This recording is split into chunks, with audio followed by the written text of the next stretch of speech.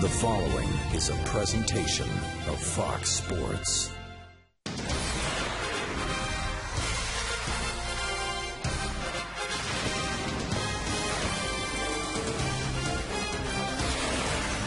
Well, how about the weather? It is an absolutely glorious night for baseball in downtown Cincinnati. Crowd coming into Great American Ballpark. The Reds are back at home to start a 7-game homestand over the next 7 days, and it begins with the first of 4 against the Pittsburgh Pirates. And hi again, everybody. Alongside Chris Welsh, I'm Tom Brenneman. Welcome, as always, to Reds Baseball on Fox Sports Ohio. Winning series. That's what it's all about and has been all about, Chris, for a long, long time in baseball. And that's something the Reds, especially over the last 5 weeks, have done regularly. Well, if you win series, it means you avoid long losing streaks. And the Reds have done that. They've hung there right in there against a lot of different ball clubs who they may not have matched up well against, but they win those series, take it to the final game, win that rubber game, win in the last inning. It doesn't really make any difference. But when you're 9-4 in series this year and tied 1, then you've got a pretty good run of it already, and you're probably positioned right where you want to be. And, of course, that has been primarily done, especially over the last month plus, with outstanding starting pitching. And looking to continue that string tonight is right-hander Aaron Harang. But first things first, we'll talk about the 2 most recent Red starters. Both left the games with injuries, Johnny Cueto and Homer Bailey.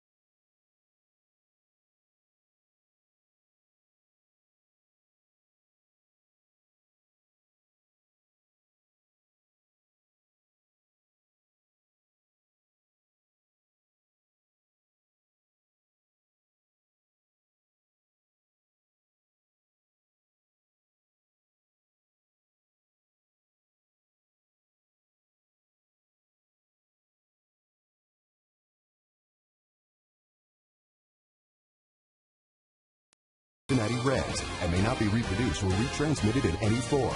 And the accounts and descriptions of this game may not be disseminated without the express written consent of the Cincinnati Reds. Welcome back to downtown Cincinnati and our Reds broadcast on Fox Sports Ohio, presented in beautiful high definition, courtesy of H.H. Gregg. Well, weather doesn't seem to be a factor. In fact, it's supposed to be nice the entire week. For more details, here's Tim Hedrick. Good evening, everybody. Little Brandon Phillips impersonation going on. 82, first pitch, 9 o'clock. We're looking at 78, down to 73. Oh, it's going to be a great night to be down at the old ball yard.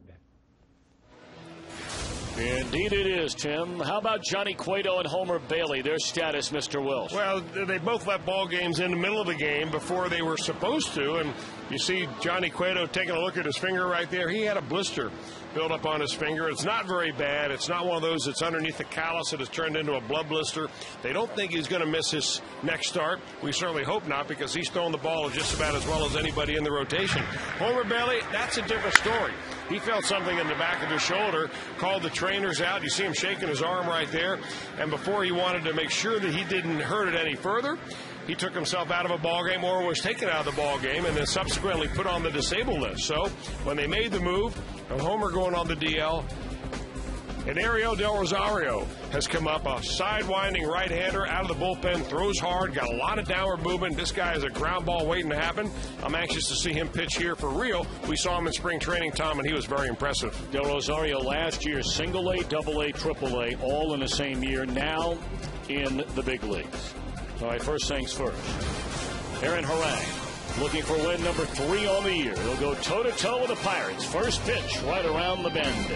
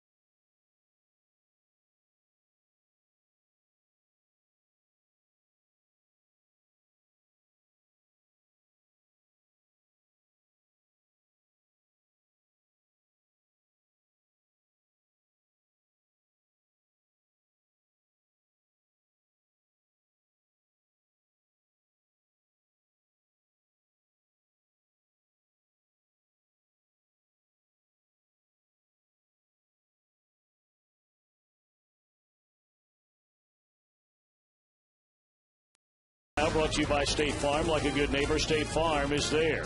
By Ford F-Series trucks, the best-selling trucks 33 straight years. By Just for Men, for mustache and beard, keep your edge. And by Skyline Chili, you know it's Skyline time when you get that craving for a Skyline 3-way or cheese conies. Well, if you haven't heard, today is the 75th anniversary of the first night game in Major League Baseball history back on May the 24th. 1935, Paul Derringer and the Reds beat the Phillies 2-1 at Crosley Field before a crowd of 20,422. National League President Ford Frick threw out the ceremonial first pitch that night, and of course President Franklin D. Roosevelt pressed a button from the White House that illuminated Crosley's 632 lights. So a 1935 replica gear, our public address announcer, Joe Zerhusen, handles tonight's starting lineups. Leading off and playing second base, number 3, Aki Awamura. Batting second at third base, number 24, Delwyn Young. In center field and batting third, number 22, Andrew McCutchen. Batting fourth in right field, number 46, Garrett Jones. In left field and batting fifth, number 19, Ryan Church. Batting sixth at first base, number 51, Steve Pierce. Batting seventh and catching, number 41, Ryan Domit. Playing shortstop and batting eighth, number 13, Ronnie Cedeno. And batting ninth and pitching for the Pirates, number 71, Brian Burris. Very nicely done, Mr. Zerhusen. On the mound for the Reds, Aaron Harang. Well, Aaron Harang, even though the 2-5 record, earned run average over 6 right there. His last 5 starts, he's an even 2-2 and earned run average down around 4.5. So they feel he's throwing the ball a little bit better. He feels he's throwing the ball. Scouts tell me it's better. I see it's a little bit better. But now we're looking for results from Aaron Harang. This is a good time for him. He is 12-5 lifetime against the Pirates. A good matchup, a good way to get back on the winning side of the ledger. And strangely enough, the Reds and the Pirates are meeting tonight for the 7th time already this year, and it is the first time that Aaron Harang has been on the mound. Iwamura, Young, and McCutchen here in the Pirates' opening inning. Aaron Harang delivers a fastball in there. Strike one, and this game is underway. Iwamura just snapped an 0-for-34 string. Comes in with a batting average of 161. And you see very little damage against Reds pitching so far this year, until now, of course. And a base hit into center field to begin the game for Iwamura. The Reds on defense, presented by Ford. Gomes back out in left field after being the DH over the weekend. Stubbs in center and Jay Bruce in right. Roland, Cabrera, Phillips, Votto, third, short, second, and first. A battery of Harang and Ryan Hannigan. Iwamura has not been getting on base frequently, so his stolen base total rather low. He's 3 out of 4 so far on the year. And here's Delwyn Young. Young getting a start at third base and looks at a strike. Jim Joyce working behind the plate on the crew tonight. Jim Wolf, the umpire, at first. Todd Tishner is at second, and Marvin Hudson at third. The Pirates snapped a 3-game losing streak with yesterday's 3-2 10-inning win over the Atlanta Braves. Got a game-winning home run from their catcher, Ryan Domit. And Domit, one guy to keep an eye on, Chris, coming into this series. He is on quite a roll right now. Yeah, it's funny. They've dropped him down in the bottom of the order. He's batting 7th tonight. But he's a guy that seems to come up with a lot of big hits for this Pirates ball club.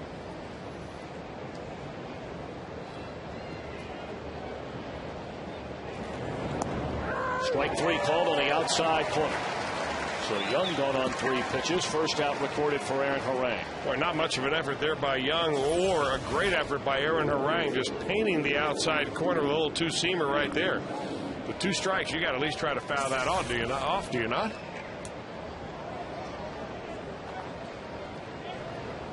Or maybe you don't. I do. Now Andrew McCutchen. Right-handed batting center fielder, good-looking young player. Checks in at 323, that pitch in the dirt. And handled nicely by Hannigan. McCutchen, 5 home runs and 13 runs batted in. Pirates overall 6 games under 500. They're in 4th behind the Cardinals, the Reds, and the Cubs in the National League Central. And they're 6.5 behind the front-running Redbirds. St. Louis, by the way, and night off tonight. Traveling out west. And here's a base hit into left field by McCutchen. On to second goes Iwamura, so the Pirates making noise right from the get-go against Aaron Harang. Well, the Reds sweep against the Pirates last time they were in Cincinnati. They were in Pittsburgh. They were able to handle this young man, Andrew McCutchen. He's the guy that really makes this offense go. If you get him on the base pass, he's very dangerous. If you throw him strikes and don't get him out, he's very dangerous. He's the guy that, if you're going to make a #1 draft pick off this Pirates club, he's a no-brainer pick. You may remember in that 3-game series, most recent series between the Reds and the Pirates, Pittsburgh scored 1 run in the entire 3-game series. They got the 1 run off Bronson Arroyo in the opening game and did not score again. Shut out in consecutive nights by Johnny Cueto and Homer Bailey. Strike one to left-handed batting right fielder Garrett Jones. He has 29 runs batted in on the year.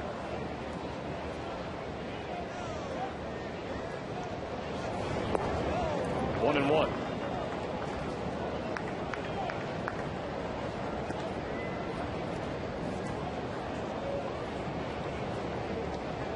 Garrett, 28 years old, grew up outside Chicago, and Harvey, Illinois, makes his home at Tinley Park.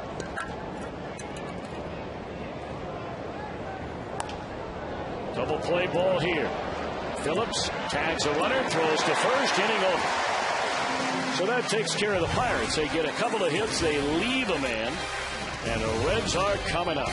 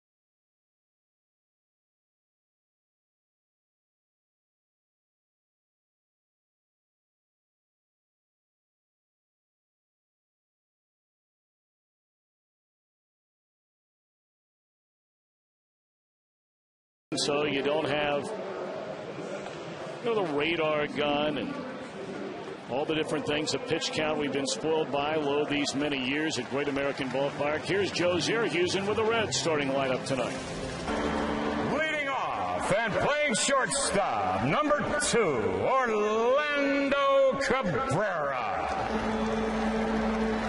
Batting second at second base, number 4, Brandon Phillips.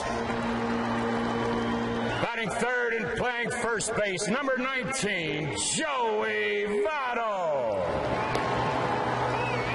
Batting fourth at third base, number 27, Scott Rowland. Batting fifth and playing left field, number 31, Johnny Gomes. Batting sixth in right field, number 32, Jay Bruce. Batting sixth in center field, number 6, Drew Stubbs. Batting eighth and catching, number 29, Ryan Hannigan. And batting ninth and pitching for the Reds, number 39, Aaron Harang. Beautifully done by Joe Zerhusen, and a bunt single to begin the Reds first from Orlando Cabrera. Even more beautifully done by the Reds shortstop right here. Caught him laying down a little bit, laying back, and it looked like Doman had the best shot at that, but he picked the ball up, dropped it, and at that point Orlando Cabrera has been getting on base to about a 300 on base percentage. He gets on base to start the Reds bottom of the first. Reds get a look at 2-1 left-hander Brian Burris, and he's been a good luck charm for this Pirate team, Chris, when he's been on the mound for the last 4 outings. Well, the last 4 times he's been out there, the Pirates have won those ball games. Overall, his own record is 2-1, earned run average under 5. He pitches to contact. He's not a big strikeout guy, as you see right there, 17 walks and 19 strikeouts, but he is best when he's down on the outside corner with a changeup. Brandon Phillips, a .267 batter, 5 home runs, 12 runs batted in. Does lead the Reds in doubles with 16, but this is a double play ball all the way. 2 away in the inning. The Pirates on defense, brought to you by Ford. McCutchen is in center, flanked by Ryan Church and Garrett Jones. Delwin Young, Steve Pearce on the corners, Ronnie Cedeno, Aki Iwamura up the middle, and a battery of Burris and Ryan Dillon. 2 down, nobody on for first baseman Joey Votto. .307 batter, 10 home runs, 32 runs batted in. Strike 1 on the outside corner.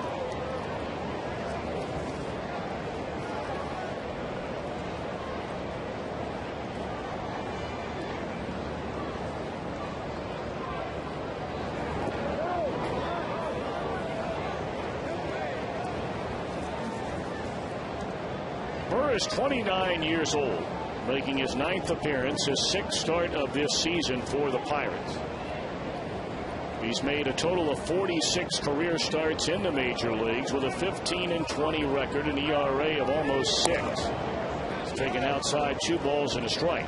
Most of those starts came in the American League. He pitched for the Baltimore Orioles. He also pitched for the Blue Jays. Originally drafted by the San Francisco Giants, a 31st round draft pick back in 2000. He's fallen behind Joey Votto, 3 balls and a strike. Giants put him on waivers. Orioles picked him up, put him into rotation for a couple of years. They put him on waivers. The Blue Jays picked him up. And then the Pirates signed him this winter as a free agent. An excuse me swing on a 3-1 pitch drop foul, so the count has gone full to Votto.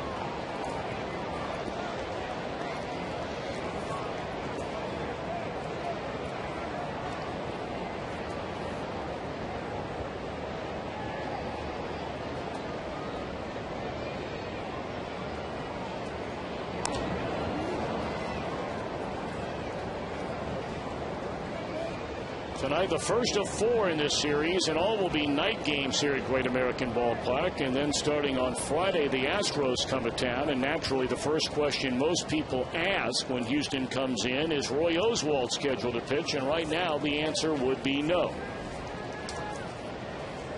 Been a lot of rumors about Oswalt, who has asked for a trade out of Houston, and whether or not that will happen. If it does happen, where would he be traded to? Liner into center field is caught by McCutchen, and that's hitting the Reds first. They get a bunt hit, nothing further. End of 1, no score.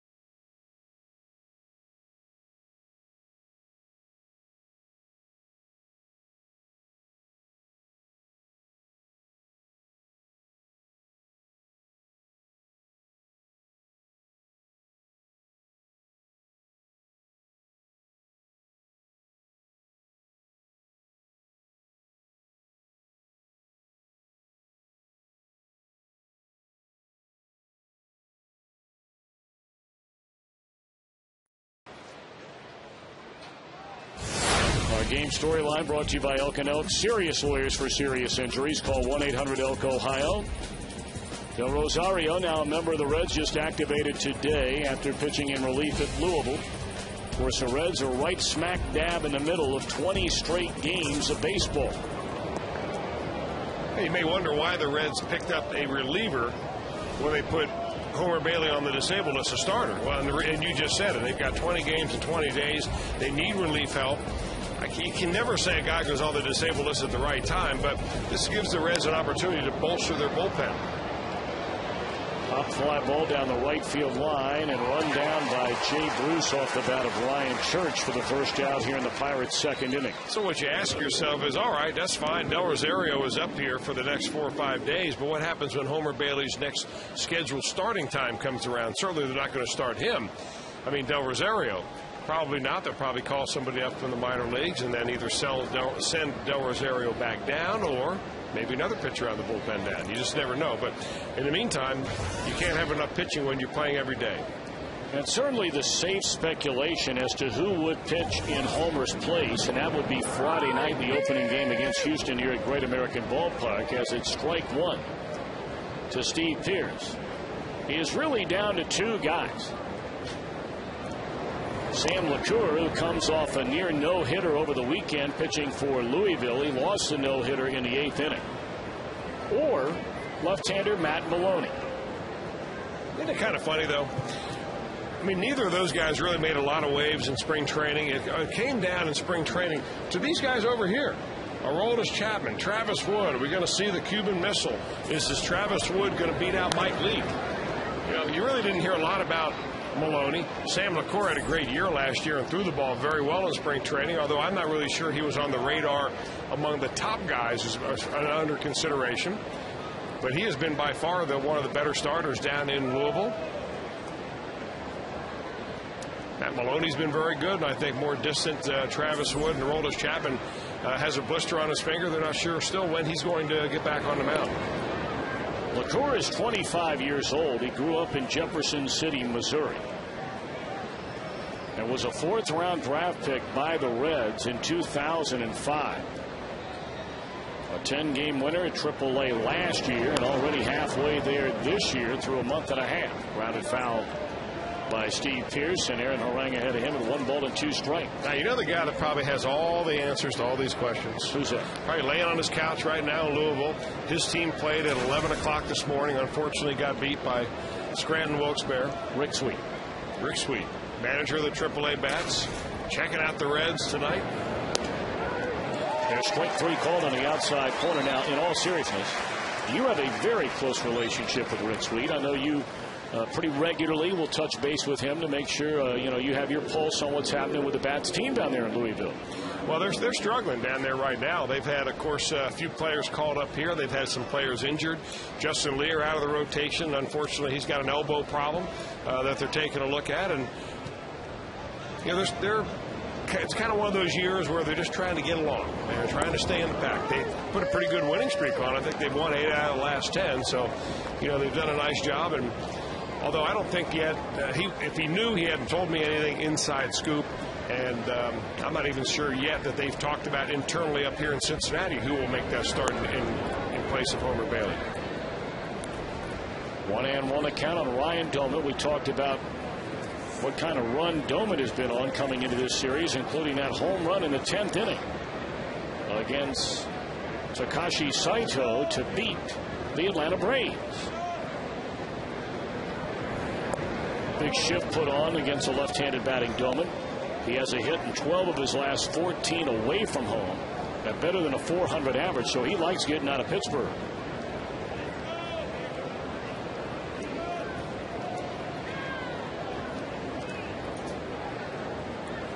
Two balls and a strike to Doumit. Broken bat into right center field will fall in a base hit.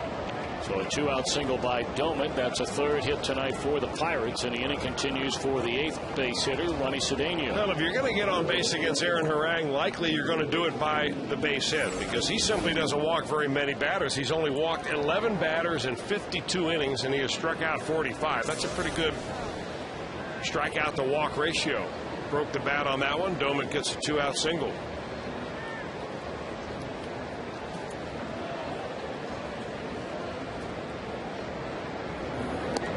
Strike 1 to Ronnie Cedeno.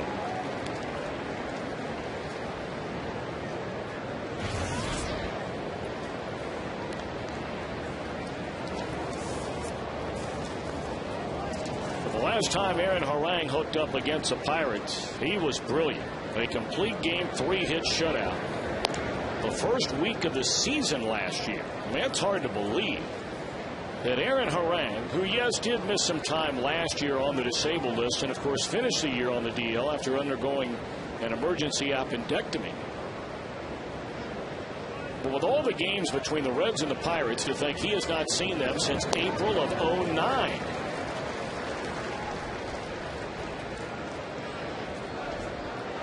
And especially when you look back through the years. In 2006, he faced him 5 times, 4 more in '07, and 3 times in 2008.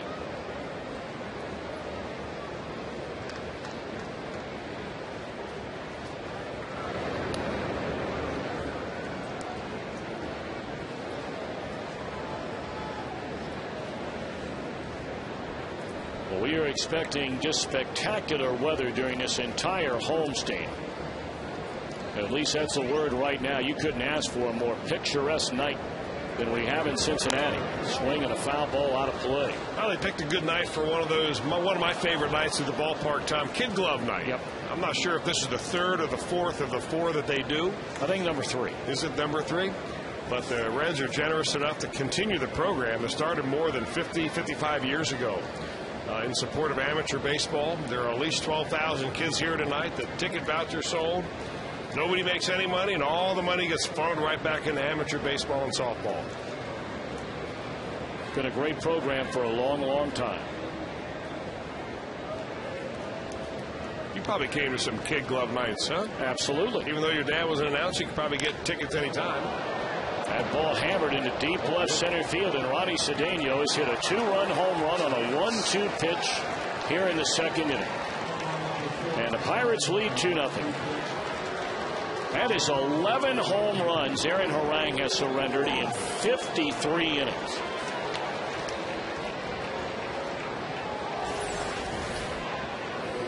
Well, the second time that Aaron Harang has made a pretty good hittable pitch way ahead in the count. The very last batter was Ryan Doman. He had a 1-2 pitch for a base hit, although it was a broken bat in left right center field. This one, Ronnie Cedeno just goes down to get just about knee high and knocks it right out of here. Well, whatever scouting report the Reds have on Ronnie Cedeno, they may consider burning it. The guy's hit a grand total of 4 home runs this season. One of them against all other teams not named the Reds. And bear in mind, the other 3 home runs he's hit, 2 of those that came against the Reds outside of this one came in spacious PNC Park.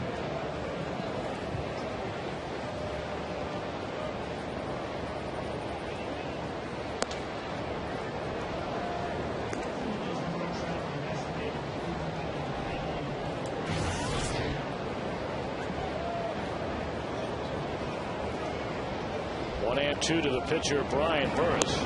And that'll end the inning. 2-run home run by Cedeno, 2-0 Pirates.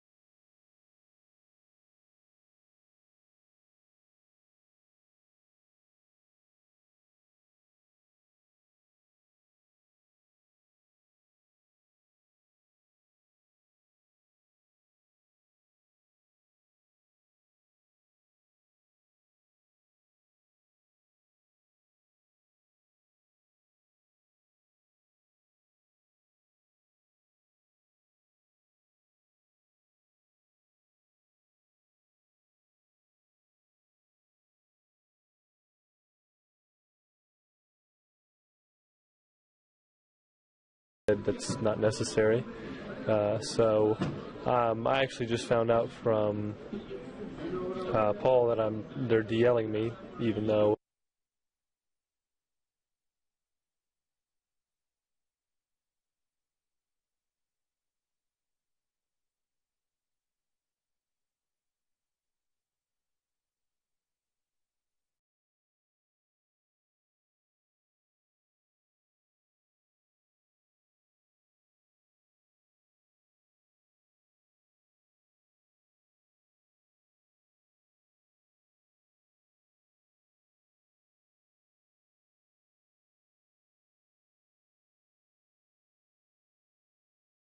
the shoulder. Krimchek wanted to do a cortisone shot, and I said that's not necessary. So I actually just found out from Paul that they're DLing me, even though, you know, no one asked my opinion. So I guess that's kind of where everything stands right now. So you feel okay then, or like you could persevere through this? You know, I could understand missing one start, but you know, it's not I'm not a doctor.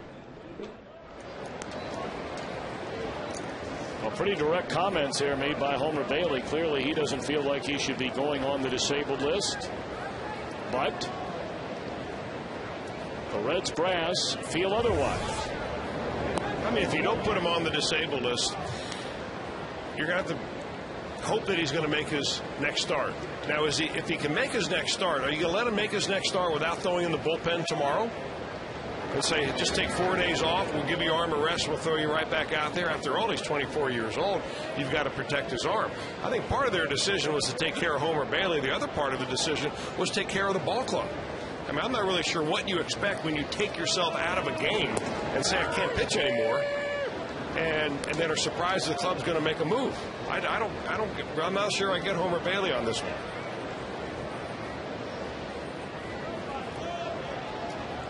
Scott Roll on a count of 2 balls and 2 strikes, leading off the Reds' second inning. And here's a check swing and a miss, and that's strikeout number 1 tonight for left-hander Brian Burris. And he's got all 4 pitches, Burris does, but none of them are really scouted and told by scouts as being excellent pitches. Got a fastball that'll top out around 90, 91 miles an hour. You'll see a slider right here, a nice one there. Drops it on the back foot of a right-handed hitter. He's got a slow curveball and a changeup. But he likes his slider mostly, believe it or not, to left-handers, and his changeup most of the time to right-handers.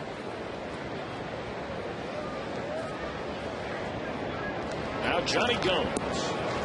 He looks at ball 1 long away. Johnny, a .282 batter with 6 home runs and 27 runs batted in.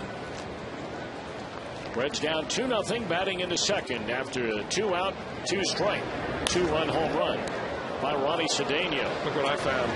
Delwin Young made a great play to pick it up and then throws it away. Johnny Gomes sprints for second, and he'll get in there easily.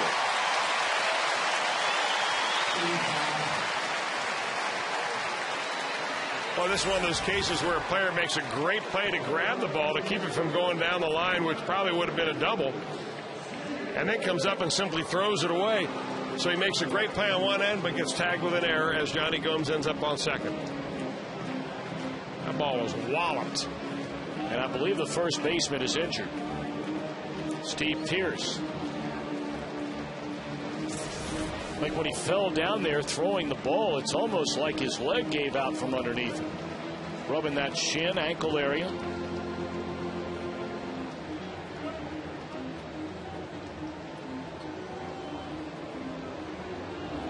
And now John Russell, the manager, will make his way out while they have a look at Steve Pearce. It's more the shin, it looks like, than the ankle. Yeah, we saw the very end of that play, and it looked like he threw off balance, put a lot of weight on his right leg.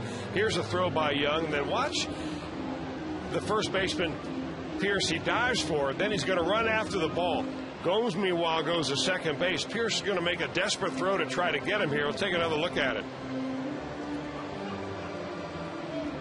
I don't know whether he heard it on the push-off or the land.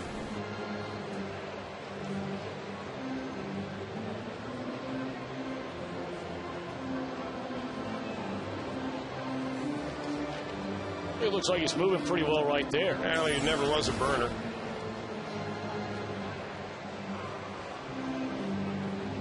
Well, that's where it looked like it happened when he came back down on the land, Chris.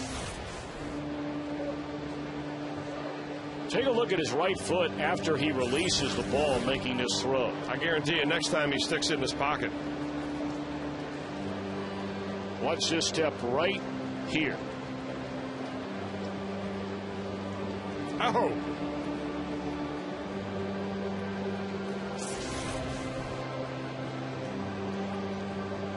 Well, it's good to see that he's all right. Yeah. All right, the Reds get a break. Gomes stands at second after the error by Delwin Young, and here's Jay Bruce. Jay, a 4-hit night, of course, on Saturday night, matching a career high. His average at 276, 4 home runs, and 18 driven in. Yeah, he broke an 0-for-10 streak to get that 4-hit night. Jay 1 for 4 in the 4-3 loss to the Indians yesterday. Makes a big difference in this lineup when he's swinging the bat right.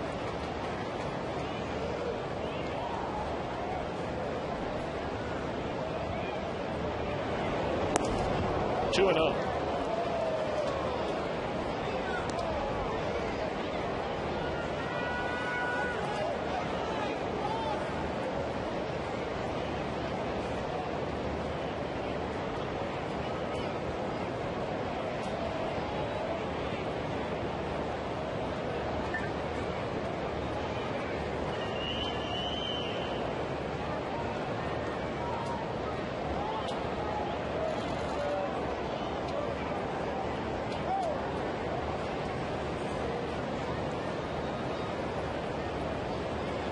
Combs taking a look around at where the outfielders are playing.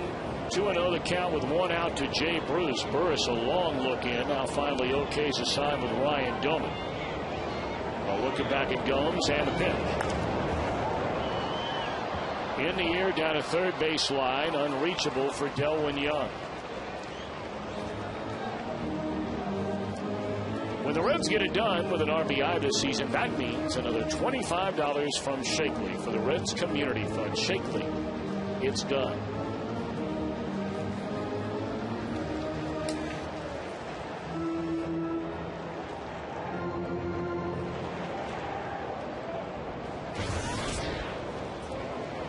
So 2-1 to Jay. You see a pair of home runs against the Pirates. That came in, the final game of that series where the Reds were swept, but helped get Jay Bruce's season turned around, you may remember, after a 1-for-19 start. That ball clobbered a mile but foul.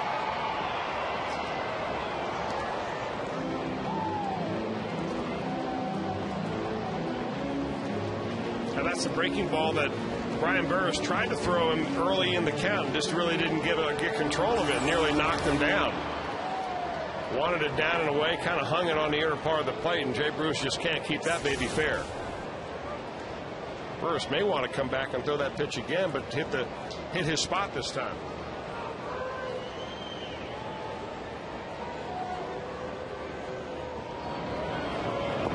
They threw the breaking ball well out of strike zone. And now 3-2 to Jay Bruce.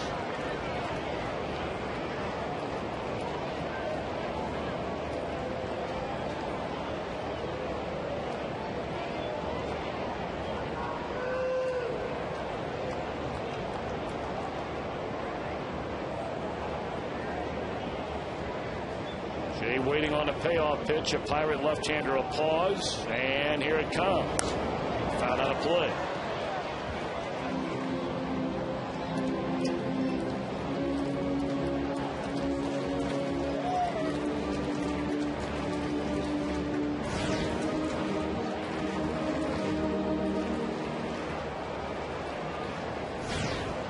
Bruce Stubbs waits in the on-deck circle. Reds have fallen behind 2-0 here in the second inning.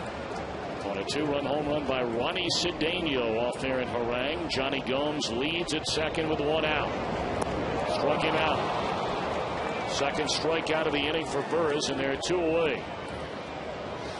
Well, he went full count to Jay Bruce, went with a fastball. Bruce fouled that off, then went with a slider designed to look like a fastball, but break down out of the zone. That's the exact same pitch that he got Scott Rowland on.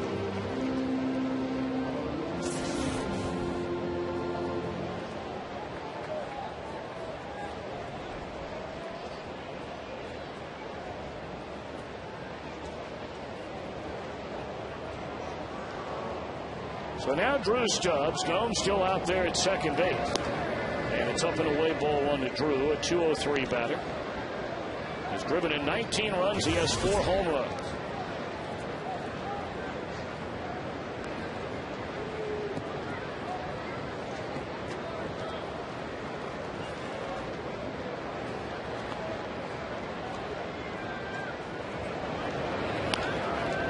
Down the left field line. That is a fair ball that'll drive in the first run of the game for the Reds. It's an RBI double for Drew Stubbs and a 2-1 game. RBI number 20 on this young season for the rookie out of the University of Texas. Now they're trying to trick Drew Stubbs here with a breaking ball, a curveball that kind of gets up in the zone, and boy, he likes it up there. He has a little bit of a leg kick, gets his foot down, and rivets that ball right down the third base line. Well, the Pirates' number 8 hole hitter did major damage in the top half of this second inning, and now Ryan Hannigan will try and do the same in the bottom. Second right-handed hitter in this inning that hit a rocket down to third base. Dylan Young is going to want to know when Burris is throwing that curveball.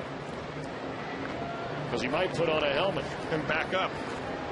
Buddy Bell used to want to know when I threw it.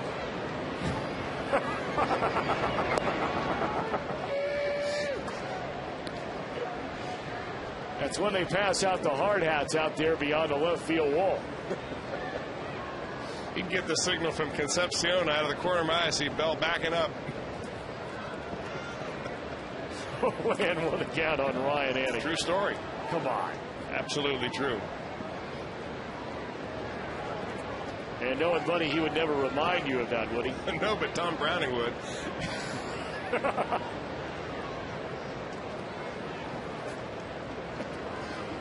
That's good stuff. The game within the game. 0-1 to count on Ryan Hannigan. And now ball to strike. Hannigan has already knocked in 6 more runs this season. Here we are on May the 24th. Than he had all of last year. Well, check out the numbers first of all. These are some of them. 2 home runs, 17 runs batted in. But his on-base percentage is .444. 12 walks, only 5 strikeouts. That's confidence at the plate there. And all that from a young man, and we've talked about it regularly through the years since he came up to the big league. Signed at a tryout camp was Ryan Hannigan. Was available for anybody and everybody to draft him in 2002.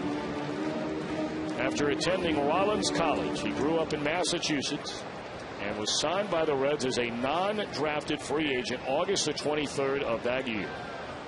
It took him 5 years to get to the big league. He was only around for 5 games in 07. Up for a month in 08, played in 90 games last year and did a good job.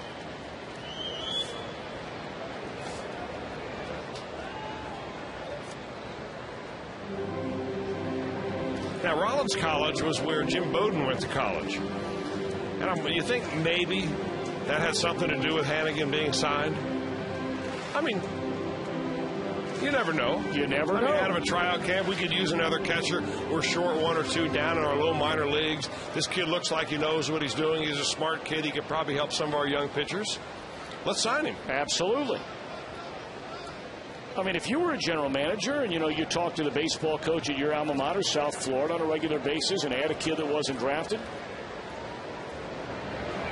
I mean, that would be the first place that you might say, hey, look, we need somebody here. Let's take a shot on this guy. It's not going to cost us anything. The guy I'm going to ask who probably know the answer to that question, not working tonight, but your dad. I know he talks regularly with Jim Bowden.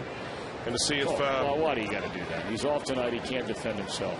That's a charge. He's probably not watching. Oh, he's not. I'm getting a text regularly through every at-bat. Well, next time he talks to him, we'll ask him if you ask him that question.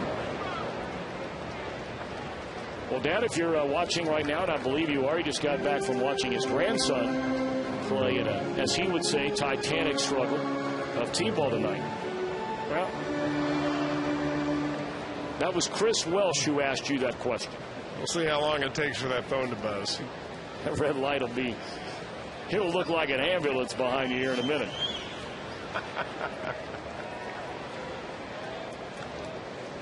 2-2 to Hannigan. Tying run is Stubbs out there at second base. And we'll do it again. Another good at bat here for Ryan Hannigan. Yeah, Ryan's adjustment from a batting standpoint, a mechanical standpoint, has really just gotten himself more upright. Instead of holding his hands way up above his head, he's holding it down around his back shoulder. They call that in the box. But he's more upright. His core is stronger, and I think it gives him a lot more snap to the ball.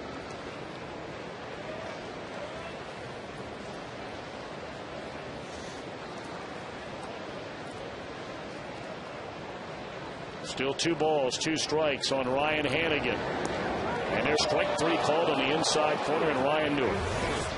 So Burris fans aside, he allows an unearned run after an error charged at Delwyn Young. It's a 2-1 game.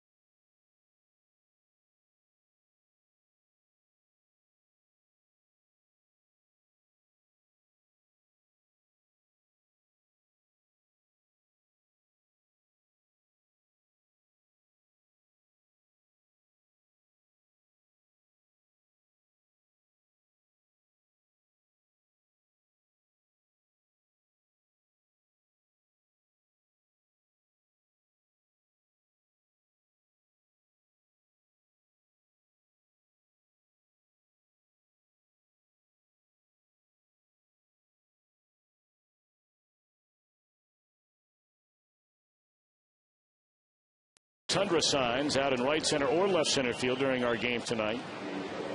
Louis Gedke of Cincinnati will win the beautiful new Tundra on display every night here at Great American Ballpark, and you can register for a chance to win at an upcoming game. All you have to do is go see one of your Cincinnati and Northern Kentucky Toyota dealers.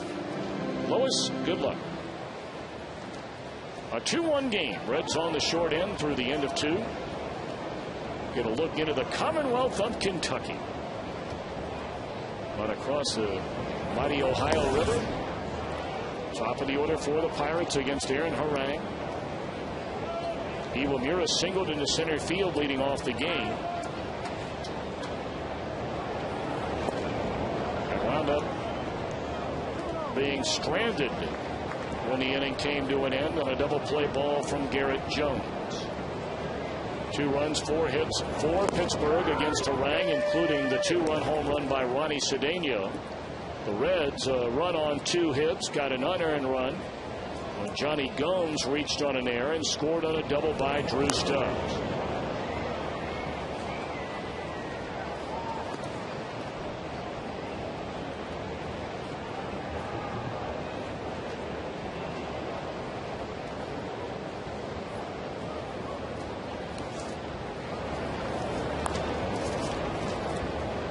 Charging on the 2-hopper, throws out Iwamura to begin the Pirate 3rd inning.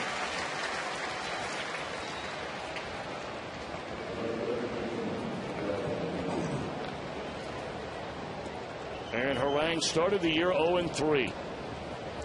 He, of course, lost on opening day to St. Louis. Came back, pitched a nice game, his second start over the weekend of that first opening homestand. 7 innings, 3 runs, locked up with Carlos Zambrano and a no decision there. Then had back-to-back rough outings. He gave up 15 runs in 9 2/3 innings against the Marlins and the Dodgers before he finally got a win in Houston to end the month of April. Pitched well in St. Louis, got a win over the Cubs here at home as it's 0-2 on Delwyn Young. And his last 2 starts, almost identical lines. 6 innings, 8 hits, 4 runs. The walks and strikeouts vary, but those are his last 2 starts, and a loss against St. Louis and a no decision last Wednesday night in Atlanta. That was a game where he left trailing 4-0, and the Reds came back to tie it on that 9th inning home run by Heisey, only to lose the game in the bottom of the 9th. And again, Harang is burned on a 2-strike pitch. Of the 5 Pirate hits tonight, 4 of them have come on 2 strikes. Another 1-2 count. You know, and I mentioned this earlier that Aaron Harang has only walked 11 batters in 52, now make it 54 innings. Is there such a thing as throwing too many strikes? That's the question. Or at least when you're ahead in the zone, begin to expand the zone a little bit more instead of continuing to pound it with strikes, because, you know, I know what he's trying to do. He's trying to throw that two-seam fastball down around the knees, get some ground balls, but quite frankly, Aaron Harang's not much of a ground ball pitcher. His ball doesn't sink enough to do that. And you've really got to thread the needle down just below the hollow of the knee to get that baby to roll over enough for the hitter to hit the top half of it. Now Andrew McCutchen looks at a strike on the outside corner. He hooked his single into left field in the first inning. I mean, for some guys, it's easy. Brandon Webb throws a ball waist high and it ends up on the plate. But other guys have a hard time making it sink based on how they release the pitch. In the air, right center field. Stubbs will get to it in time, and staying put at second base is Young. There are 2 outs here in the Pirate third.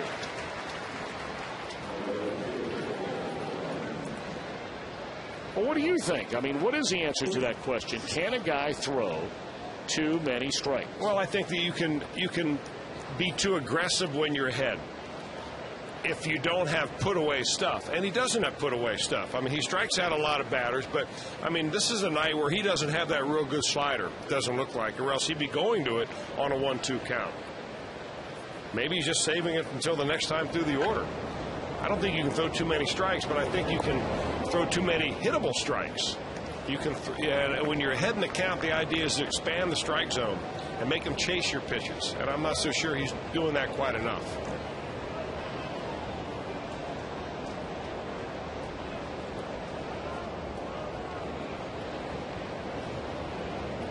Ball 1 pitch coming to Garrett Jones. He bounced into an inning-ending double play in the first. And Harang has fallen behind the left-handed batting Pirate right fielder. 2 balls and no strikes. I mean, you know, you look at your own team, whatever team it is, and you say, well, our guys chase balls in the dirt. Why did that pitcher throw? Why don't our pitchers get ahead and then throw some balls in the dirt and see if they'll chase? Occasionally they will. This Pirate team is a very good fastball hitting team, I can tell you that. Scouts around the league that have seen them play will tell you we've seen them play 6 games now against the Reds, and they can hit the heater. This guy may be able to hit the heater better than any of them.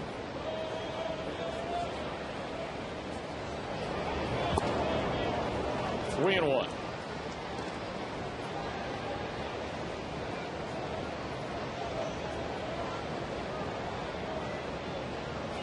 Delwyn Young with a 1-out double stands out there with 2 away here in the third. The Pirates with a 2-1 lead. And the 3-1 pitch up coming to Garrett Jones.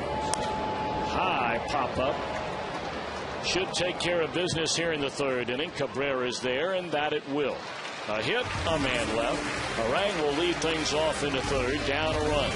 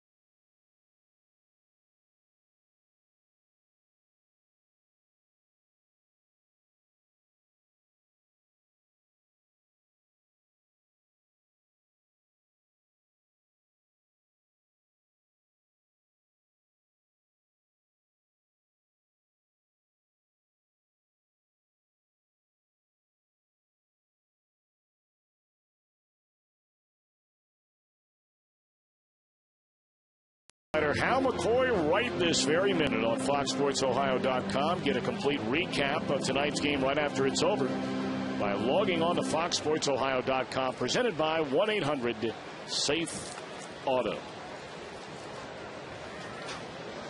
Jeff Clement has taken over at first base after the injury the last inning to Steve Pierce. That's when Delwyn Young threw the ball up the first base line. And take a look at the right foot. Not this step, but the next one once he tries to throw to second base.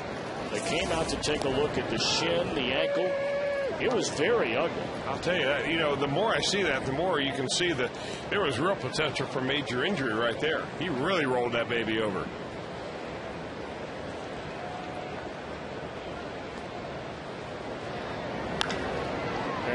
A ground ball to Ronnie Cedeno. That's the way we begin things here in the Reds' third, trailing 2-1.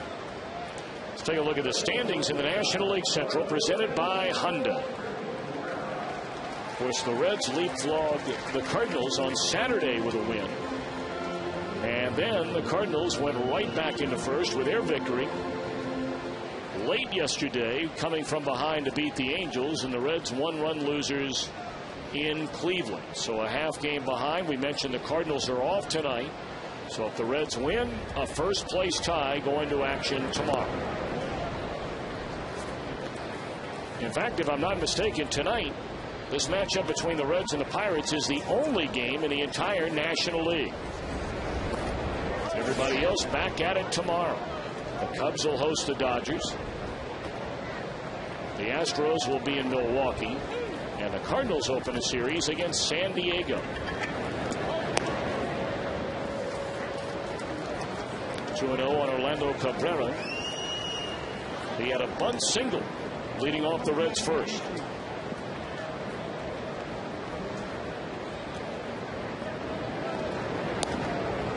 And it's a 4-pitch walk.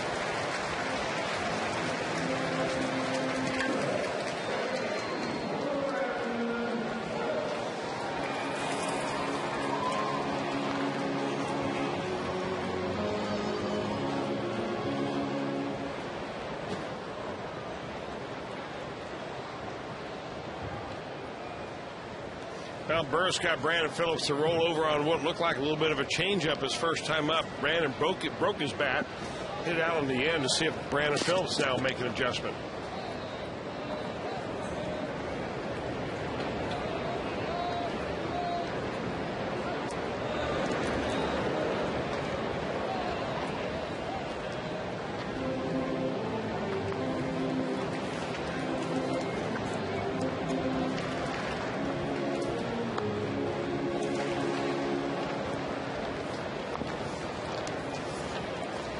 Talked about this being the only game in the National League. They're a total of just 3 over in the American League tonight.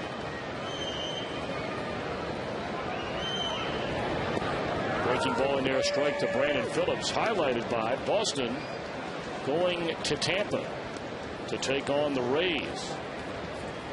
Boston had a good weekend. They lost the opener on Friday night against Philadelphia, but came back to win the final 2 games of that series, including knocking around Roy Halladay yesterday. Halladay gave up 6 earned runs in a start for the first time in his last 17 trips to the mound.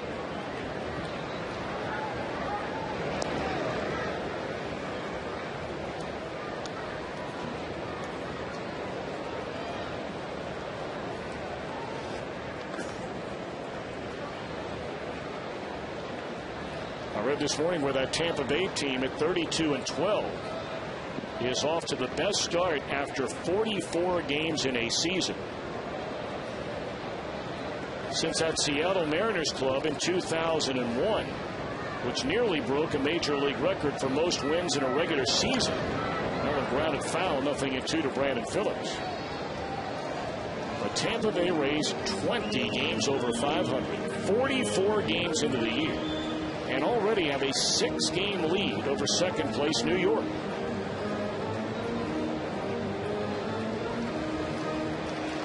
I mean, their road record is absolutely unbelievable. They put together a very, very fine ball club down there. 19-5 are the Rays away from home. 0-2 to Phillips, and a fastball sails outside. And you can say, hey, look, there's still 4+ months of baseball left, and you would be 100% correct. But a 6-game lead is a 6-game lead. You see the Yankees are 8 games over 500. Toronto 7 back, 6 over. And Boston now, after winning their last 2 games, 3 better than 500, but 8.5 behind. Check swing and a miss. And Phillips is gone for the second out of the inning.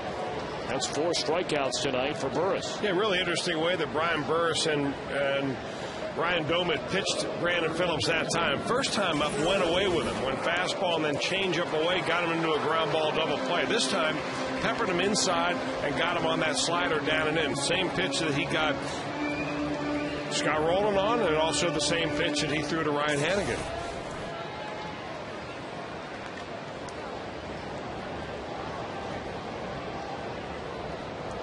Brings Joey Votto to the plate. He lined out to McCutchen in center field, ending the Reds' first inning.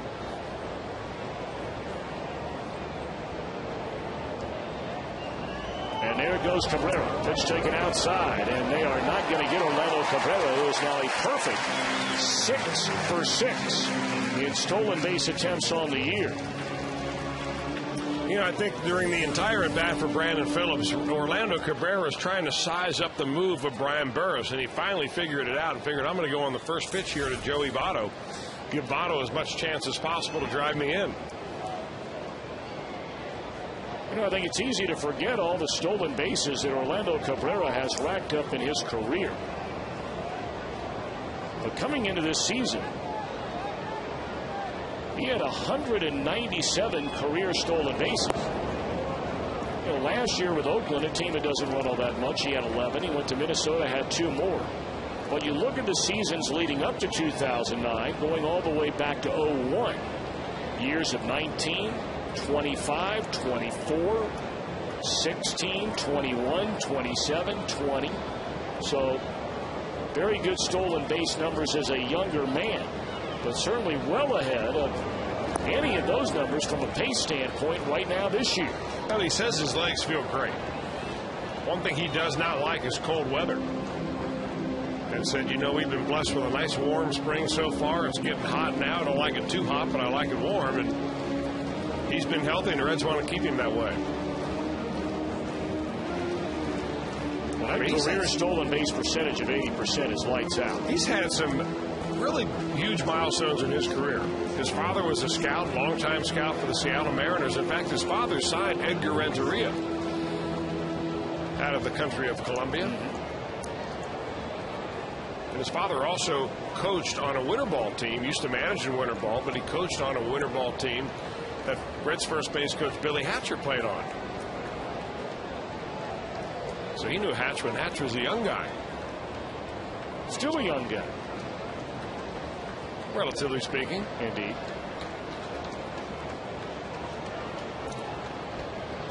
Three 3-0 on Joey Votto. He will swing the bat if he likes where the pitch is, and it's nowhere near the strike zone, so they walk him.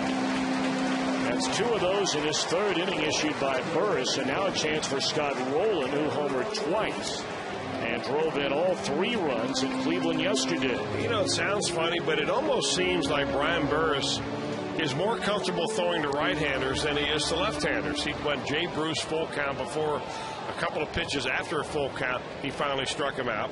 Votto hit a line drive off of him, and then he walked him in his next at-bat. I think he trusts his breaking stuff against righties more than he does against lefties.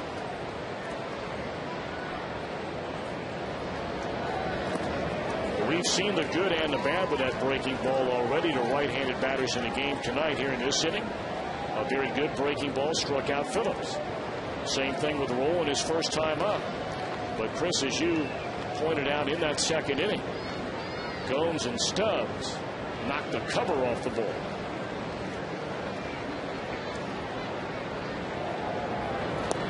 Good breaking ball there to even the count on Rowland, 1-1.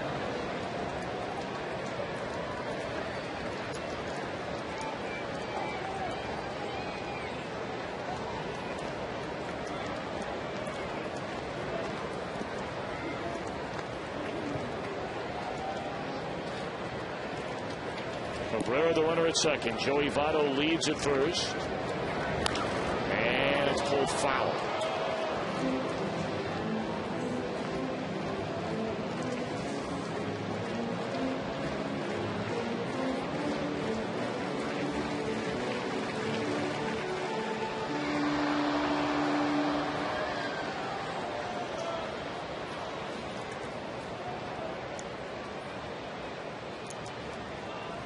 Cabrera represents a tying run with the Reds down 2-1 here in the third.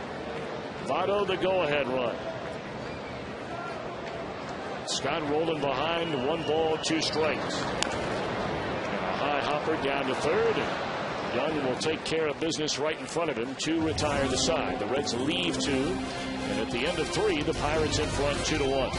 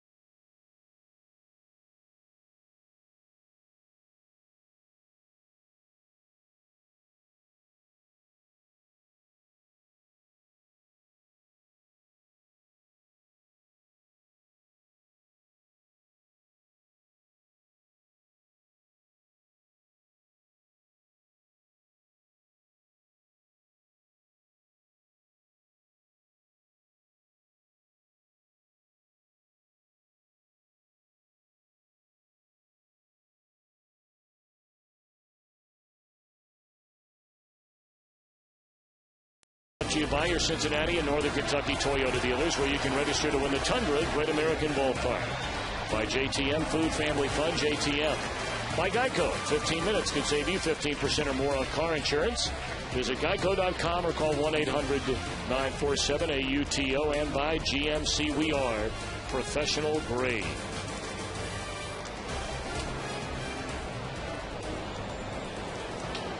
What a beautiful night here along the banks of the Ohio in downtown Cincinnati. The opener of 4 between the Reds and the Pirates, and the kickoff to a 7-game homestand for the Reds. Houston will come in for 3 over the weekend. Memorial Day weekend.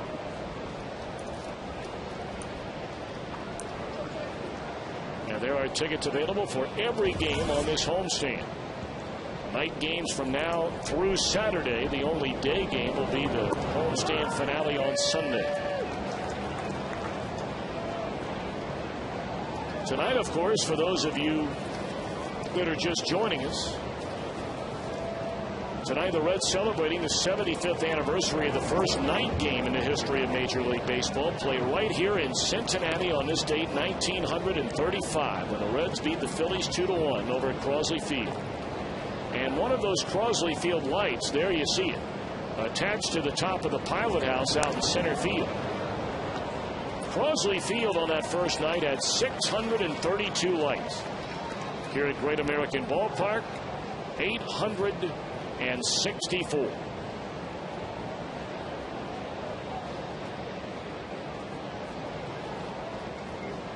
They will be turning that light on in the middle of the 7th inning tonight. And we'll bring that to you commercial free. Well, Tom, I know for a fact that there are some people who attended that first game back on May 24th of 1935 who are here tonight to kind of celebrate it with the Reds. Of course, the President of the United States, all the way from the nation's capital, flipped a switch to turn on the lights that night at Crosley Field. A little over 20,000 in attendance that night. That was what? at least twice as much as they normally had. It really must have been quite a spectacle.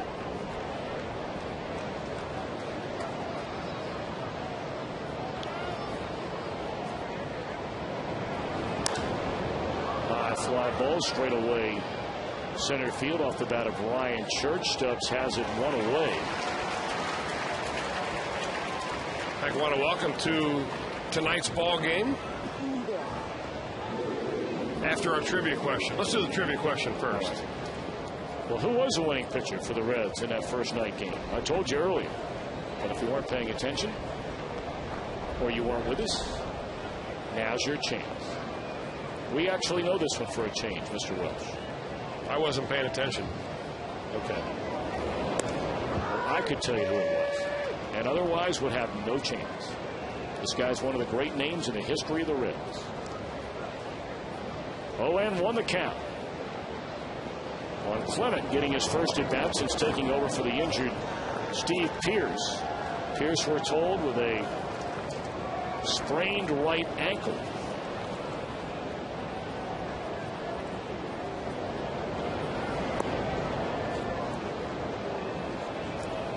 I mean, you look around the ballpark and the scoreboard, the big one out in left center field, just giving you nothing but the basics, which is what you got 75 years ago tonight over at Crosley.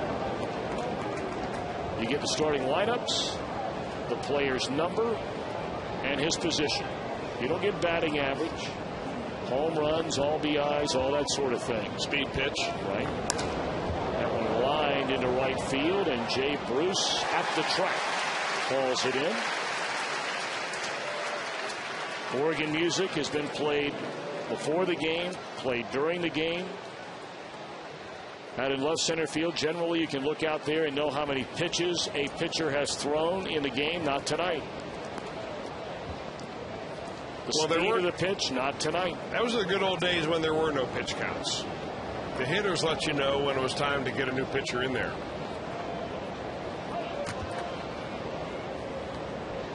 And of course, the last time the Reds played a home game, we were all so excited because out there in right center field, where you know what the standings are in each of the three divisions in the National League, those have been turned off through the first 7 innings tonight. Of course, the last time the Reds played here, they won that final game to go into first place, and they flipped it up on the board in right center field. Well, they used to have flags, did they not, to designate what the order of well, back in those days there weren't divisions. Right. Just American and National League. And Wrigley Field does that now with flags atop the center field scoreboard. Breaking ball down and in. 1 ball and 2 strikes. A count on Ryan Doman. Well, one guy who was there that night and here again tonight, Marvin Doan, Springfield, Ohio.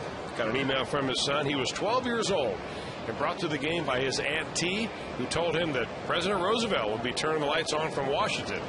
But he had a hard time figuring out how that would happen.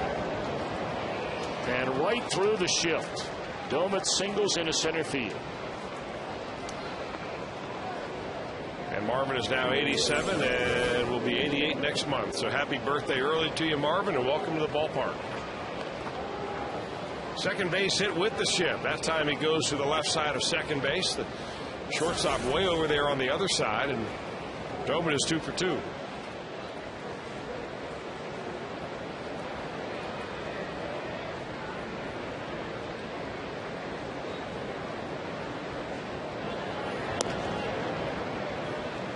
Now Ronnie Cedeno, almost an identical situation. His first at bat in the second inning. The first 2 were retired before Doman singled. And then on a 1 ball 2 strike pitch, Cedeno clubbed home run number 4. 3 of the 4 have come against Cincinnati pitching this year. 2 balls and no strikes.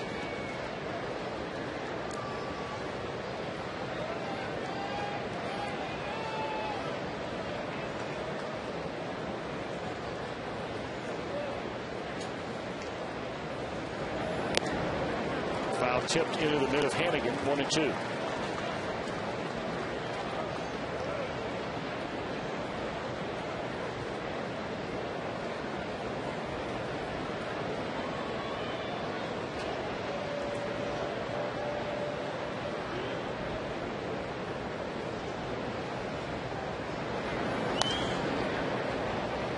Harang has battled back after falling behind 2-0 to 2 balls and 2 strikes.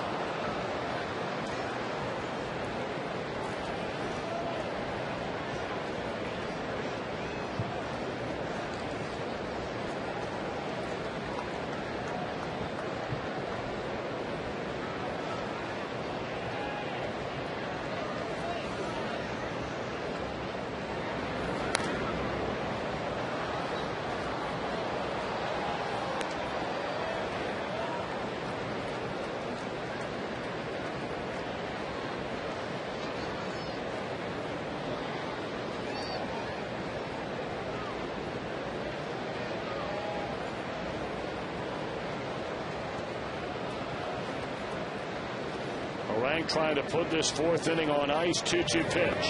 And a breaking ball that Cedeno doesn't chase to run the count full.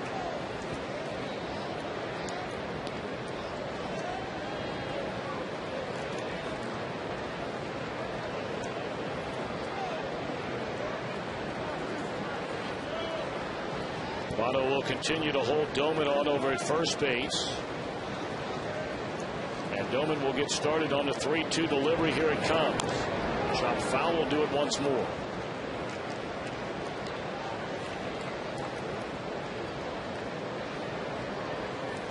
Pirates 2 runs, 6 hits against Aaron Harang. The Reds have a run on 2 hits against Brian Burris. Harang has fanned 3, not walked a batter. Has allowed at least 1 hit in every inning. Burris has struck out 4, walked 2. And it's still 3-2 as Cedeno fouls it away again.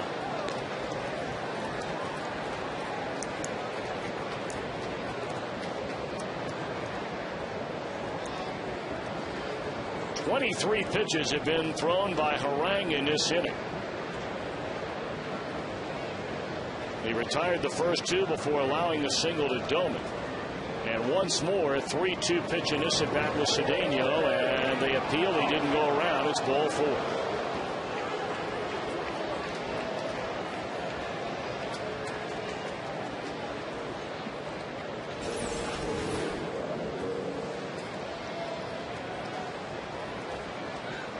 I'd have rung him up.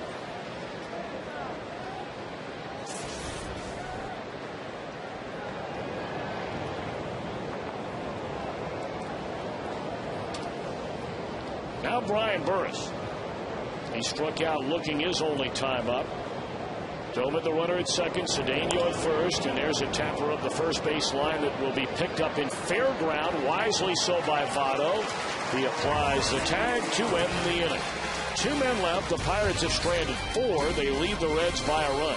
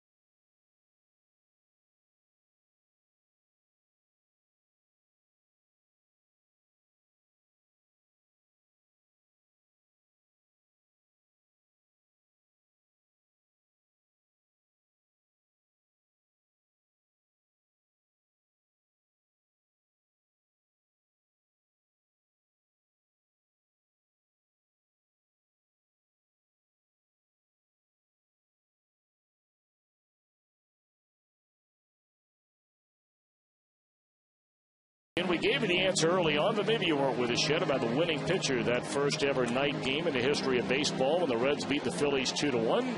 Paul Derringer, complete game, 6-hitter.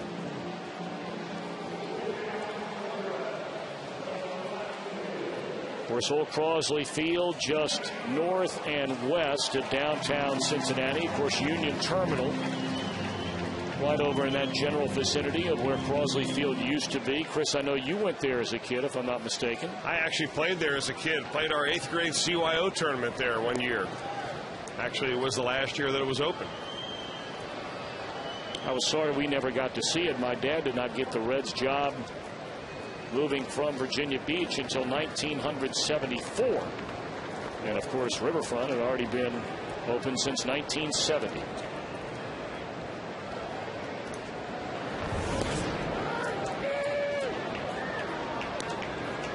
How'd your team do in that game? We lost.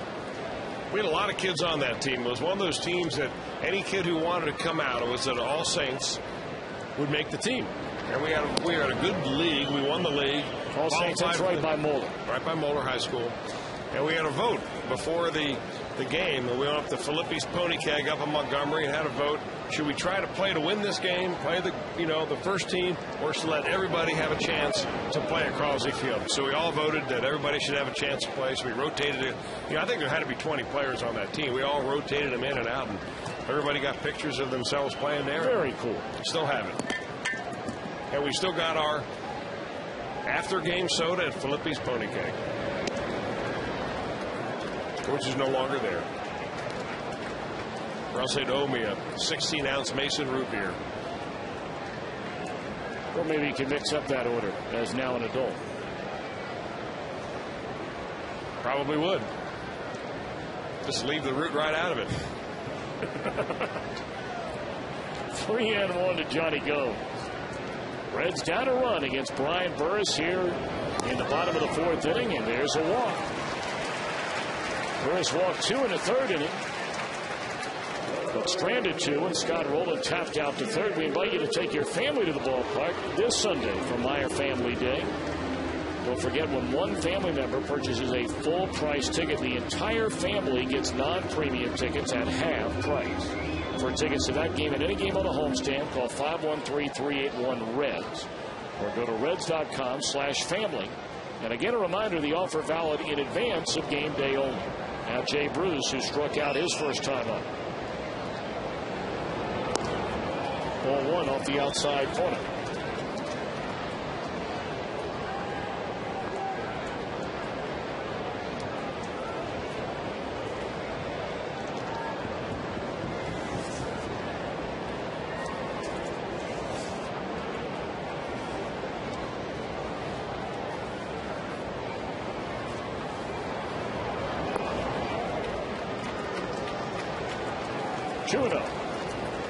Bruce so far this year against left-handed pitching, a .220 batter. He has 2 of his 4 home runs against left-handers and 6 of his 18 runs batted in.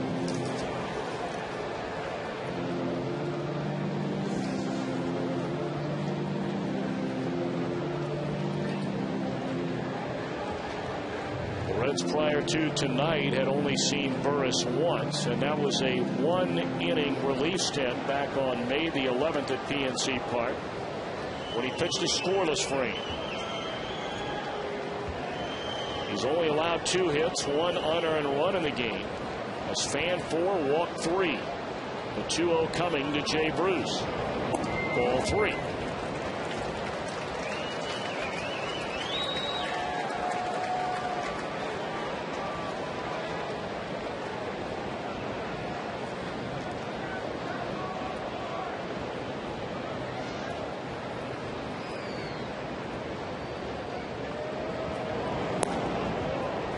A 4-pitch walk.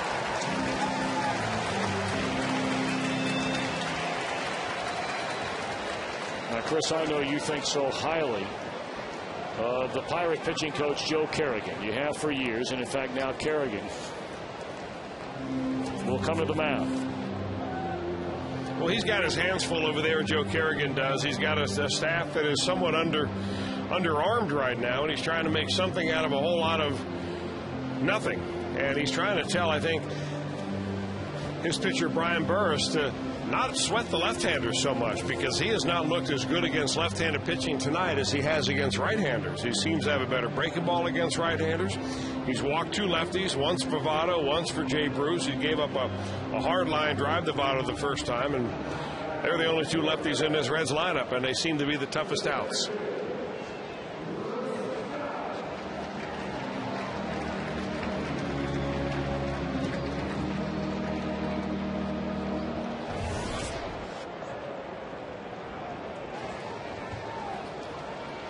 Well, the bottom line is it might be 33 balls against 30 strikes, but right now, Burris is still allowed just 1 earned run. Reds are hoping to change that. With 2 on and nobody out here in the 4th inning, Drew Stubbs knocked in the only Reds run with a double up the left field line, his first at bat. Strike 1 on the inside edge. Now the Pirates believe at least there is a chance that Stubbs could be bunting in this at bat. You have Delwyn Young, the 3rd baseman, a step in front of the bag over there, and you see the 1st baseman, Clement, playing a step behind Jay Bruce over at first. So they're not quite sure. Well, this side of a bunt, now it's 0-2, and it won't be one. Yeah, it probably takes the bunt off, no doubt. But this same runner-batter combination happened against the Chicago Cubs, if you remember. Man on second was Johnny Gomes. It was Drew Stubbs at the plate. He faked the bunt and bunted through a pitch. And Aramis Ramirez took about 4 steps in from third base. Johnny Gomes saw the opportunity and stole third. That was a complete mental mistake by Aramis Ramirez. This time Delwyn Young did not fall for anything, and of course Stubbs didn't try it. Would have been worth another shot, though. 0-2 now to Stubbs, and there's a rocket into left field. They're going to hold the runner at third base, and the Reds have them loaded with nobody out. Walk, single by Stubbs. Now Drew Stubbs really needs to get it going, because he's right down around the Mendoza line coming into this ball game. But his 2 hits tonight, and this one very sharply hit. Load the bases.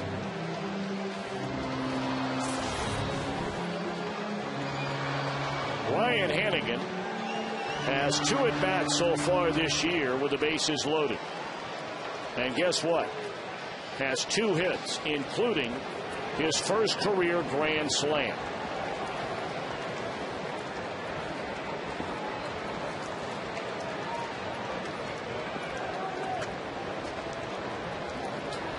This is a huge batter in this game for the Reds right here and right now, knowing you have the pitcher spot due up next. 0-1 to Hannigan. The Pirates got a 2-run home run by Ronnie Cedeno in the 2nd inning. An error by Delwyn Young allowed Gomes to reach in the bottom half. He scored on a double by Stubbs. And that's where we stand here in the bottom of the 4th. The Reds have them loaded with none out. The 0-1. Double play ball here. And they turn the double play. Scoring from third base is Johnny Gomes, but all of a sudden you go from bases loaded, none out, to a runner at third and 2 men out. It is a 2-2 game.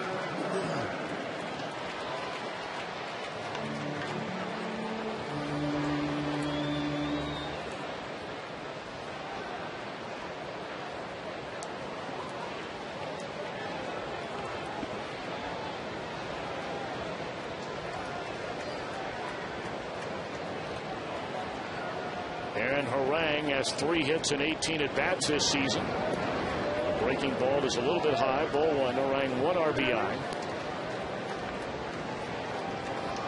Stubbs a 2-hit night.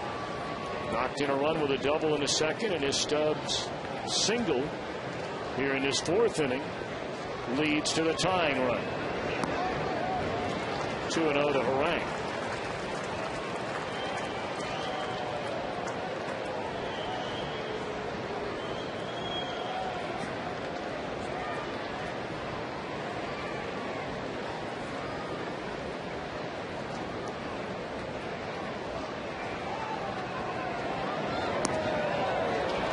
Ball 3.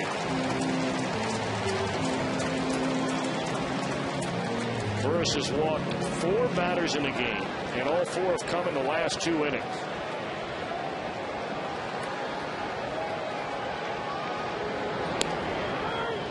Finally a strike. Jeff Karstens getting loose now in the Pittsburgh bullpen.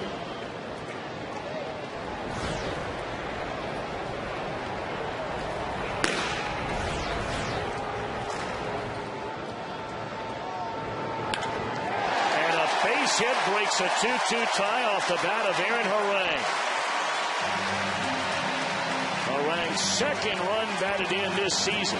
How about that? We talked about it over the weekend, Tom, how good these Reds have been this year with 2 outs, and they continue to do it, this time with the pitcher, Aaron Harang. The second pitch in a row, 3-0 pitch right down Broadway, same spot. Harang got a good look at it, and he put the wood to it that time.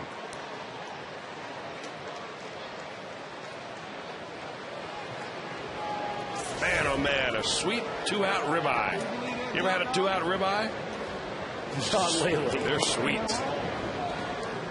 You remember the last one you had? No. I just saw one, though.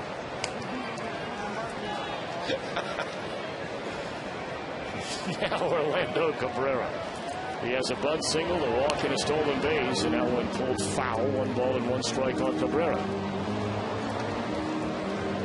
Well, Chris, you brought it up. I mean, you look at the numbers this season, and they're just astounding. This is the most clutch of all situations. 2 outs, runners in scoring position. What do you do? I mean, the major league average overall is about 260. Not for this particular, but for the Reds to be hitting 311, that just gets bearing down and getting it done when you have to. 2-1 the count on Orlando Cabrera.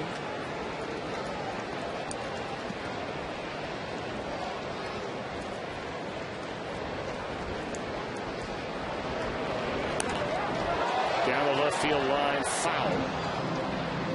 And now 2 balls and 2 strikes.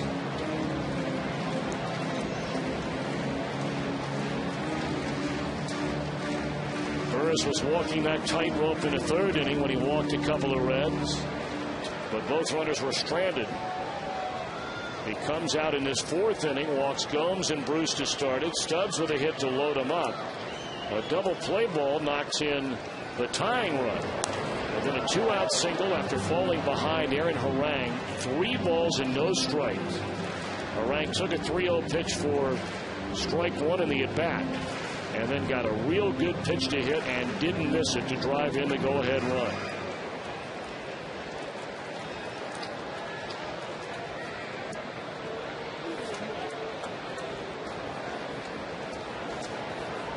Two and 2 again to Orlando Cabrera.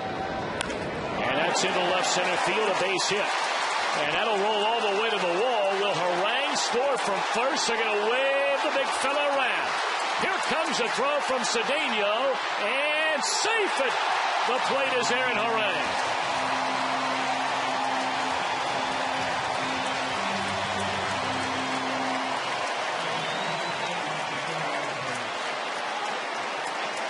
You got to wonder when the last time Aaron Harang had a 2-out base hit to knock in a run. I would imagine even longer, scoring from first base on a gapper. What do you think?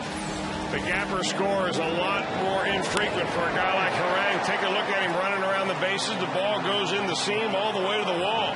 He's got the big strides going, but when you hit third base, you're wondering how much is in the tank. And he doesn't slide, and I'm amazed that Ryan Doman is not able to get the tag on him.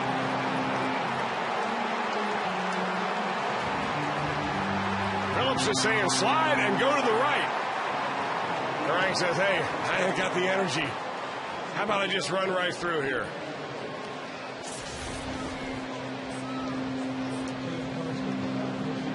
That's why we like the National League. He doesn't even look like he's breathing hard. No. Speed kills. Well, the night is over for Brian Burris. He walks 2 batters, allows 3 hits. in what so far has been a 3-run fourth inning for the Reds to jump in front 4-2. Jeff Karstens is our Skyline Chili call to the bullpen. Well, Karstens takes over for Burris, who goes 3 2/3 innings, allows 5 hits, 4 runs so far. You see the numbers on Karstens, pitching in his 8th game tonight.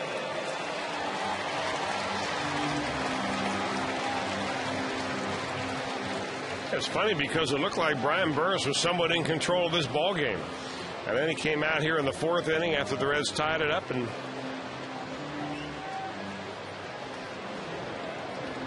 just lost it. You walk the first 2 batters of the inning and you're asking for trouble. By the way, on the Cabrera hit, it scored a double. He went to 3rd on the throw to the plate. So an RBI double for Orlando. Has been on base all 3 times tonight. Karstens on to face Brandon Phillips, and a first pitch breaking ball is in there, strike 1. Brandon 0 for 2 has bounced into a double play and struck out.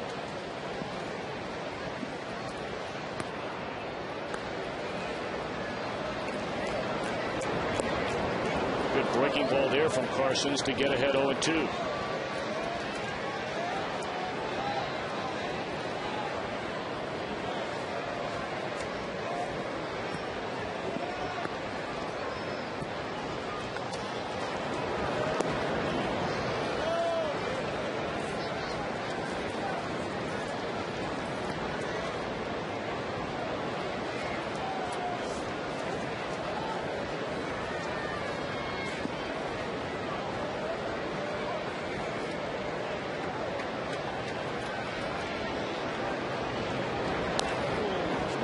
Foul out of play. Remains 1 ball and 2 strikes to Brandon Phillips. Karstens began the year down at the Pirates AAA team in Indianapolis, and then was brought up on the 27th of April and started that night against Milwaukee. Pitched a very good game that night. 6 2/3 innings, allowed 2 earned runs. Sharp grounder that just skips under the glove of Iwamura into right center field. Cabrera will score, and it is a 5-2 Reds lead. More 2-out lightning. This time goes under the glove. I'm not sure how they're going to score that one. Looked like Iwamura had a chance to get in front of this ball, decided not to. Just tried to backhand that ball without moving his feet too much. 2 steps and a backhand. When you can get your body in front of it, you're asking for trouble every time, and the Reds score another run. A 4 spot. Well, it's ruled an error on Iwamura. And here's Joey Votto. First pitch breaking ball rolled over foul. Strike 1 to Joey, who's lined to center and drawn a walk.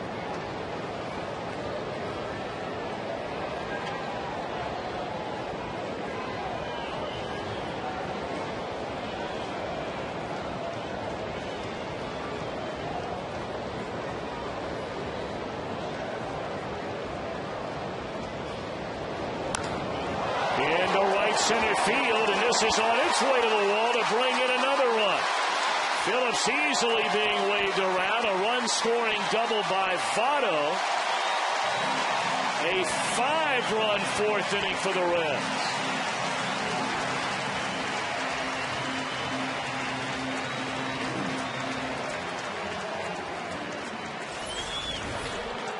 Joey Votto just looks so good at the plate. Solid swing. He gets his front foot down, keeps his balance, and just drives the ball right back through the middle. Of course, with his power, that ball through the middle goes over the head of the center fielder all the way to the wall. Brandon Phillips scoots it around. And the Reds are getting it done with 2 outs.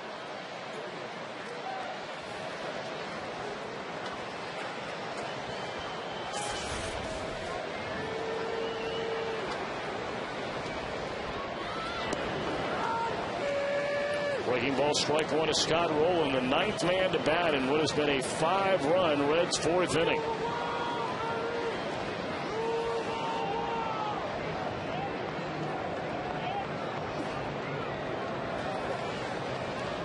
Oh, and 1 account on Rowland, and now 0-2.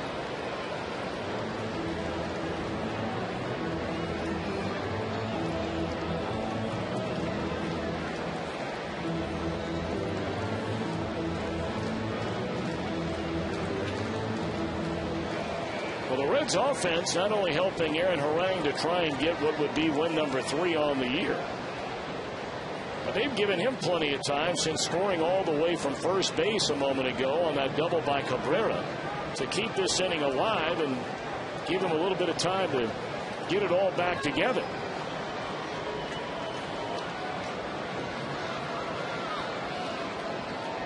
Nothing at 2 to Roland. Karstens to the plate, and that's a fair ball. Gilman throws out Roland. 9 men bat. 5 of them score. We move to the 5th inning. Aaron Harang rumbling from first base. 6-2 Reds.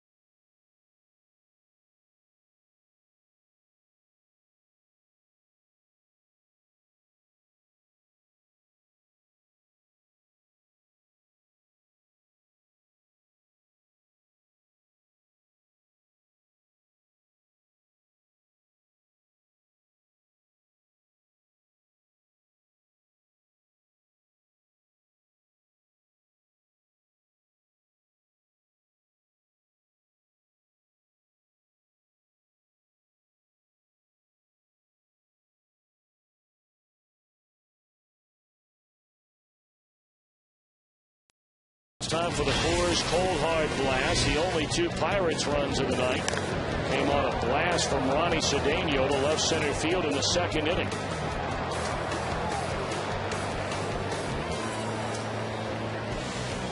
But since that home run, Aaron Harang has allowed just 3 base runners, a couple of hits and a walk.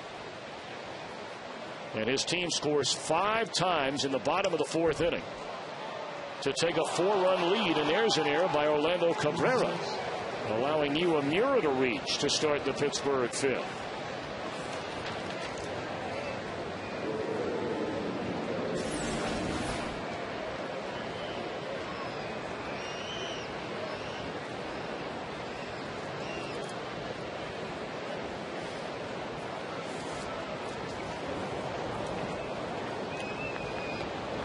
Of course, the Reds had the one dreadful game defensively that cost them a win when they had a 6-run lead with Atlanta coming to bat in the 9th inning last Thursday. But outside of that, it's mighty hard to quarrel with this Reds team defensively the entire year. They ranked 2nd in fielding percentage. Of course, they had an 11-game errorless streak, their longest since a 13-gamer, going all the way back to 1997. The only team with a better fielding percentage than the Reds in the National League this year, the Giants. I think the other thing, Tom, and it's really hard to quantify this. I know that there's been attempts out there to try to measure how good you are defensively, your range, zoning, and all that kind of stuff. But this outfield that the Reds run out there, I mean, especially when you've got Stubbs in center and Bruce in right, those 2 are 2 of the best in the league as far as running them down. So even if you only run down, say, 2 balls a week, that last year fall in there, the cumulative effect that it has for your pitching staff is just astounding when you start adding them all up. Instead of that ball being an out, Jay Bruce ran one down on a warning track earlier. If that ball went for a double, you know, you add more pitches on, you go to your bullpen earlier, you give up more runs. It just has a snowball effect that good defense makes you not worry about. And you know, with all the talk about Stubbs and Bruce, you know, there may be gold gloves in their future down the road because they're still so very, very young, and you have to build up that reputation to get one. Johnny Gomes, conversely, has never been known as a great defender, but I think you and I would agree. In fact, you pointed it out over the weekend in Cleveland. He has had a very solid year defensively and left. Well, he's a lot faster than I think a lot of people give him credit for. And he takes a lot more pride in his defense that people gave him credit for when he was playing over in the other league. I mean, you know, you play in the American League, and if you're not really fleet of foot, they're going to say, well, you're a DH. And pretty soon you get, you know, pigeonholed as a DH, and you have to work really hard to lose that rep. And he's done that. I mean, the Reds lived for a long time with Adam Dunn out there, who hit 40 home runs a year but was no Gold Glover. He worked hard at it, tried to be a good outfielder. I think Gomes is as good as he needs to be. 3-2 the count on Delvin Young, who struck out looking and doubled to left center field. Now, when Chris Dickerson gets back healthy again, I would venture to say there's not a better defensive outfield on any team in Major League Baseball than if you start a game with Dickerson, Stubbs, and Bruce in the outfield. Well, all three of those guys have in the past played center field.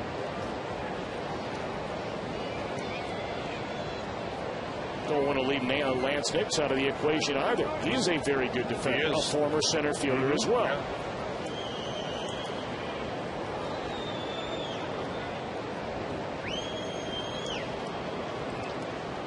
Three and two on Young.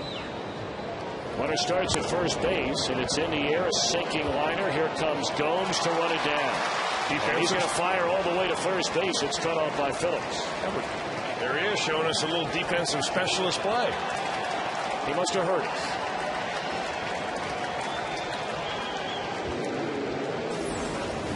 Well, they're pitching Delvin Young away. They have done that all night long, and Johnny kind of feeling his way, going over to the line, showing off his arm. He's the first guy I've ever seen do that. Take the bill of his cap. And not only tonight, I've seen him do this a lot. Did you do that when you were growing up? Take the bill of your cap and you wipe your brow, wipe the sweat away with the bill? No. Usually guys take the hat off and they do it with their arm or their sleeves. He does it with the bill of his cap. And now you do it with your tie. Like it's a windshield wiper. That's why I have a new tie every day. I'm going to give you this one tomorrow. Thank you. 0-1 the count on Andrew McCutchen. He singled to left field and flied out to center.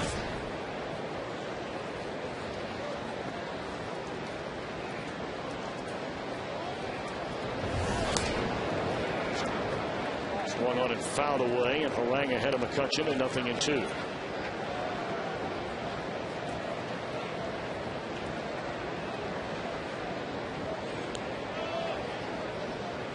You know, we were talking about no other games being played tonight in the National League, and that the Cardinals open a series tomorrow night in San Diego. I mean, you talk about a very odd trip for St. Louis. I was taking a look at that this morning as that one was fouled off on a play in amongst the fans. The Cardinals today undoubtedly got on a plane and flew all the way to San Diego. They'll play Tuesday night, Wednesday night, a late afternoon game on Thursday, and then start a Friday afternoon series in Chicago.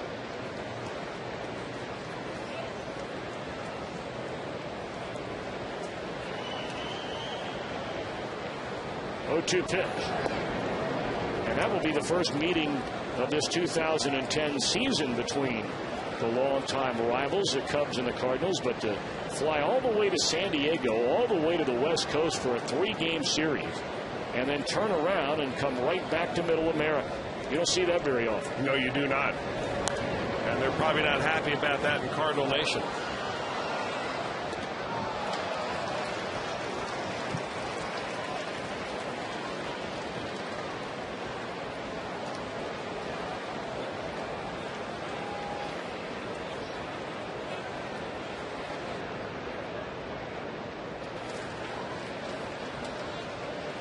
Still 1 ball and 2 strikes on McCutchen.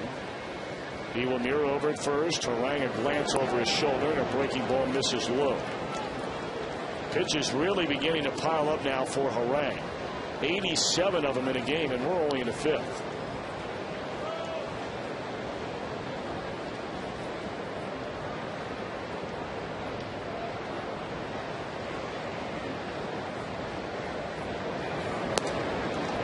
Three and 2.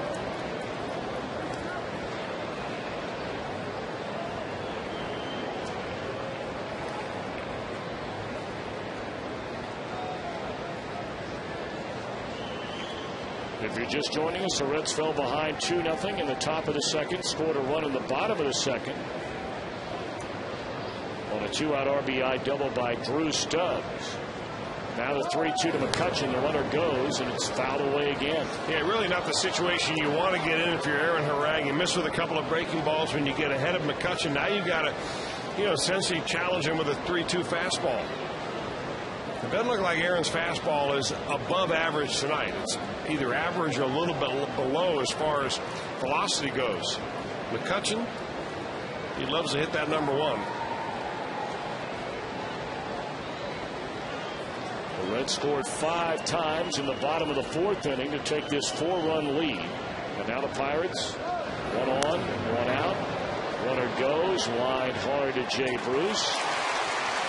Throw will go into first base, and Iwamura just does get back. He must have forgot who's out there in right field with that cannon for a left arm. Well, the play happened in front of him. I mean, not in front of him, but Iwamura turned around, and he saw this coming. And it wasn't until at the very end that he decided to get back there quickly.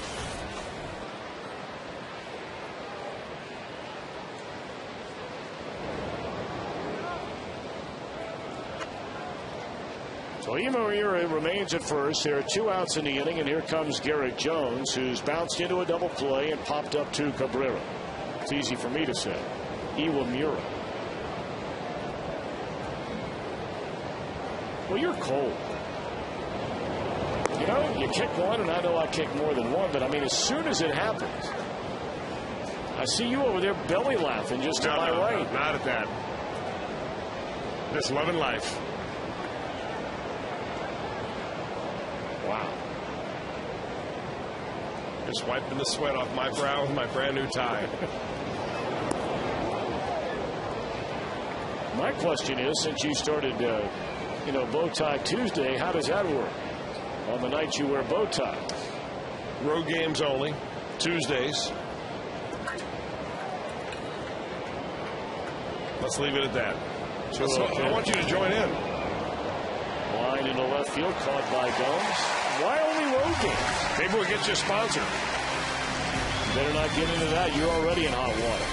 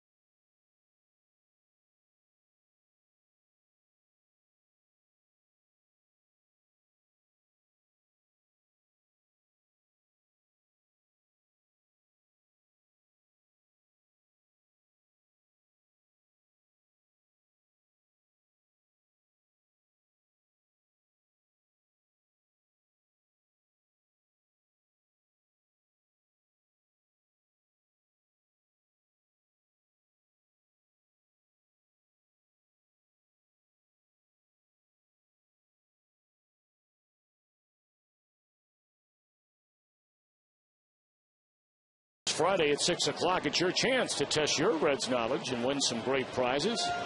And who knows, you could end up on Reds Live after the game on Fox Sports Ohio. Be part of the fun at In Between. That'll be Cincinnati's tallest building when it's completed, and they're not too far away. That's a beautiful part of our very beautiful skyline here in downtown Cincinnati.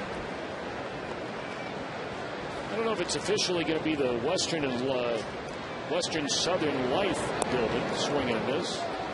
1-1 strike. Of course, most of the skyline is far to the west of where you're looking right now.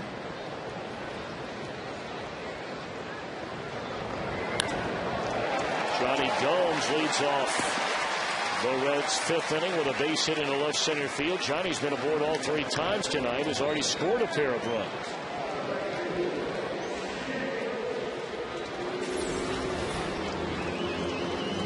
Well, he was walked the last time, and he jumped on a pitch that was marginally out of the strike zone. He says, hey, you're not walking me this time. I'm hacking.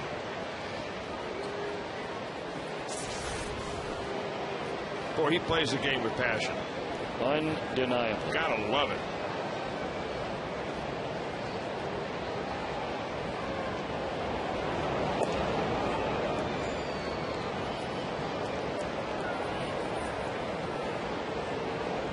And he certainly is becoming, if not already, one of the real fan favorites because of his passion and fire. There's a ground ball that should be 2. There's 1. There's 2.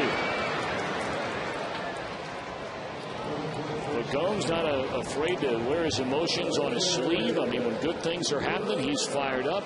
When things are not going well, he's trying to get others fired up. He's been a good leader on his team. He is a good leader. Because when he's not playing, he's still cheering everybody else on. And I think one of the reasons why the Reds have the best, if not one of the best, left field combinations in all the National League this year is because that little internal competition between Lance Nix and Johnny Gomes. And when Chris Dickerson gets back off the list, he's included in that. I mean, they're kind of pulling for each other. Say, hey, Lance, tonight is your night. You get out there and hit it. Tomorrow night, I'll take care of the left-hander. I mean, Johnny Gomes has stated many, many times that he hands out a lot of the credit to his success so far this year to Lance Nix and to the hitting coach, Brooke Jacoby. So those 3 guys are like their own little team. That one in the air and well hit off the bat of Drew Stubbs, and that baby will sail out of here. A 3-hit night for Drew Stubbs. He's knocked in a pair of runs, and the Reds extend their lead 7-2.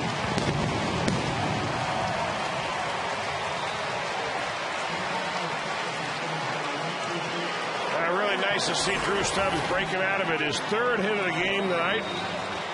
And that a breaking pitch that hangs right in his power slot. Man, oh man, thigh high, middle in. Everybody likes him there. And Drew Stubbs gives it a ride.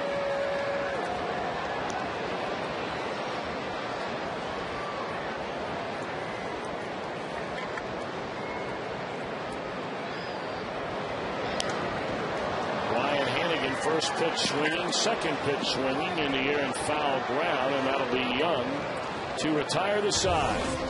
But the Reds add on. It's a 5-run lead thanks to the long one from Drew Stubbs.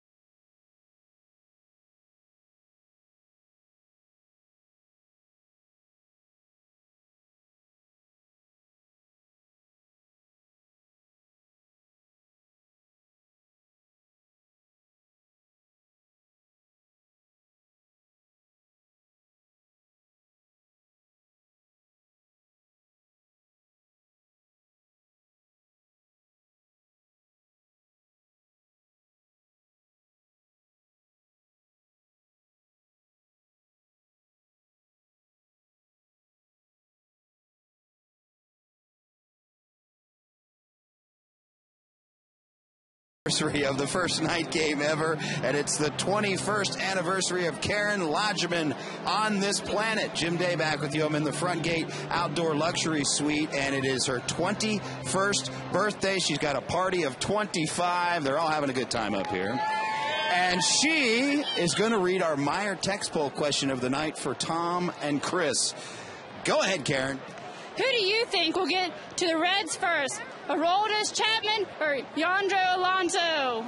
Text your answers to 37664. Standard text message rates apply. I vaguely remember my 21st birthday. Chris Welsh, I believe yours happened before the first night game. Is that what I'm told? Wow. That's a shot. Possibly. Can't remember. Well, the answer to the text poll, I don't know.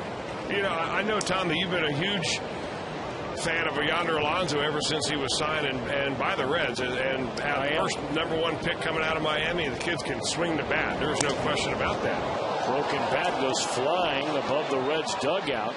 The pop-up is run down by Stubbs, and thankfully everybody's okay. And he's a wonderful young man, and I know he's in AAA right now. But I think that because of the movement of pitchers, that you see more pitchers moved up and down, it seems like, position players, especially guys that may not come up to the major leagues and start every game. It's a lot easier to bring a guy up, and if you have to put him in the bullpen, fine, or you can put him in a starting rotation. So I think for that reason, we'll likely see Aroldis Chapman first. At least in my opinion. I agree. I like really get asked. And we won't be asked about it again after the Meyer text poll question. Certainly not by anyone who makes those decisions. No, you're right about that. Well, they're in first place and they never asked us. So why would they start now? That's exactly right. Line into center field. Quickly 2 away. Pirates have hit some balls hard here the last couple of innings, but they've been hit pretty much in the vicinity of the Reds outfielders. The last inning, line outs to left by Young and Jones, a liner to right by McCutchen. And now Clement, a line drive to Stubbs in center. 2 up, 2 down.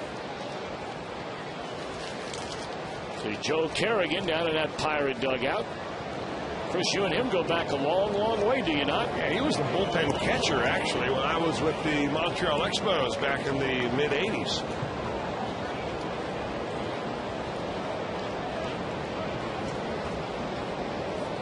So, in other words, when you were getting ready to pitch in a game, Joe Kerrigan, who seemingly has been around forever as a major league pitching coach, was catching you down in the bullpen? Yeah. Wow. Brutally honest, too. You got nothing, Welsh. You know that? He would say that to you. Oh, yeah. Wow. I said, Joe, you're kidding, right? Do I look like I'm kidding? Boy, nothing like pumping you up. Yeah. Might be telling those guys the same thing. That's why they're all racing to get on the mound down there. There's a pop-up into foul ground. Room for Roland. And a 1-2-3 6th. First perfect inning of the night for Aaron Harang. The Reds lead 7-2.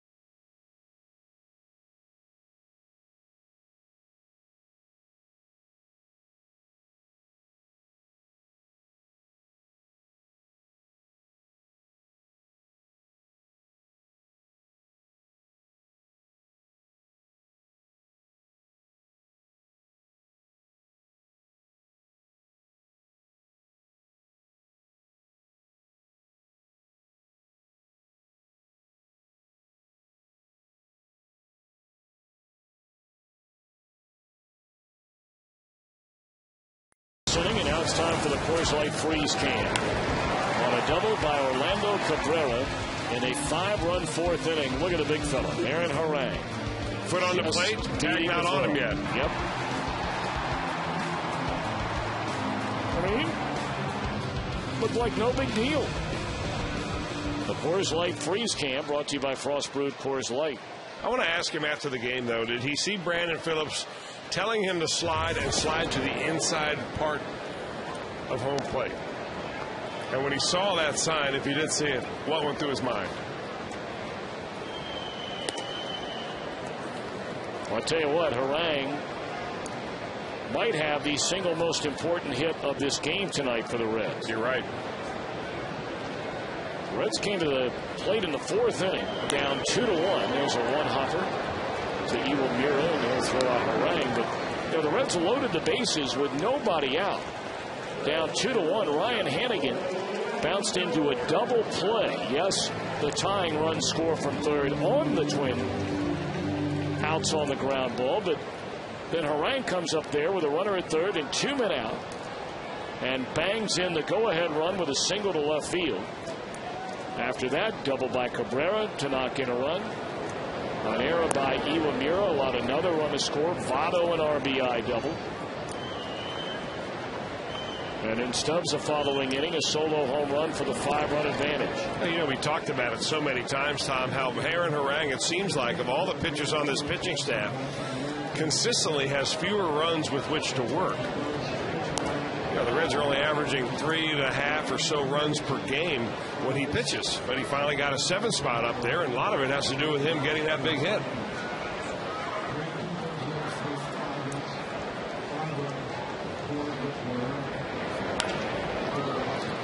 Bouncing ball in the hole. No throw by Cedeno. Infield hit by Cabrera. And how about Orlando's night? 3 hits, a walk, a stolen base, a run scored, an RBI. Hey, why not celebrate Memorial Day weekend right here at Great American Ballpark? Reds will be in town taking on the Astros, and Friday night games, Saturday night games, Sunday afternoon. The entire series presented by KOI Auto Parts. For tickets, call 513-381-REDS. 381-REDS. Or visit Reds.com today. Reds are looking for you to come on down. Most of the area schools will be getting out at the end of this week. Not all of them, but a lot of them. How about over in your neck of the woods? School out at the end of this week? No, they've got some snow days that they've got to make up. They won't be getting out the first week of June. Remember those days of winter, don't you? Remember them well. Was here all winter.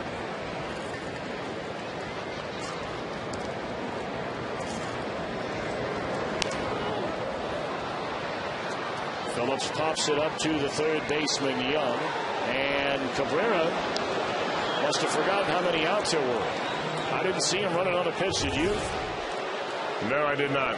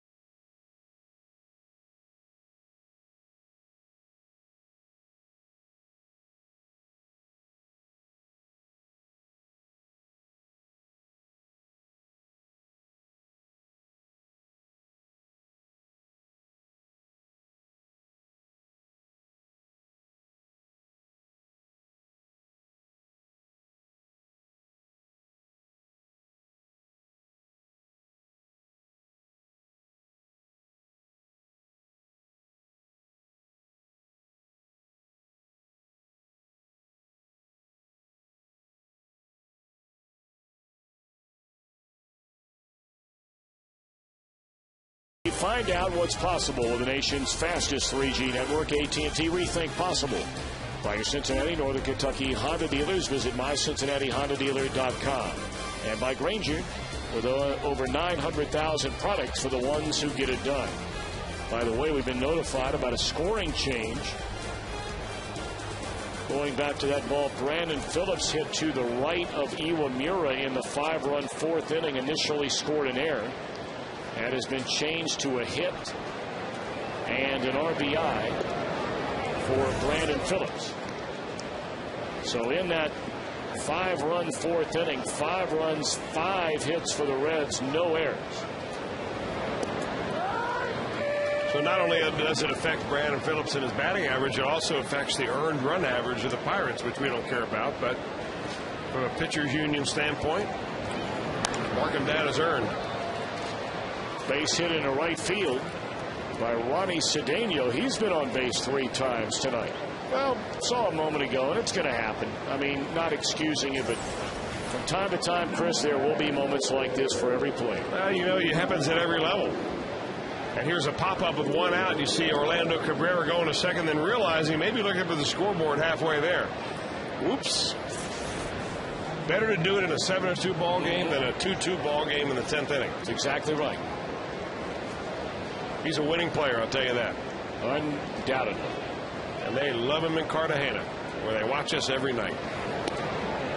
I asked him about that. We were down in Atlanta. We were on the elevator together, and I asked him about his friends and family and getting a chance to watch the games. I said they've been doing that for a long, long time. He said, well, it was really a problem in Oakland.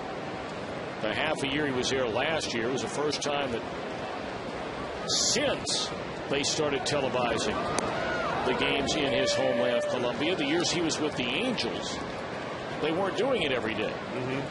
But they have been the last few years.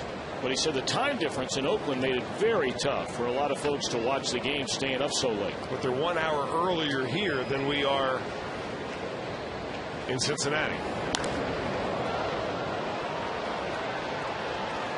Fly ball by Crosby coming on to pinch hit for Karstens.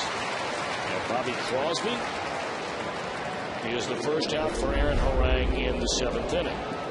Well, Sunday's game, the first 10,000 kids 18 and younger in attendance receive a full-size red skateboard deck thanks to Coca-Cola. Great seats still available for the entire homestand, and you can call 513-381-REDS right now for tickets.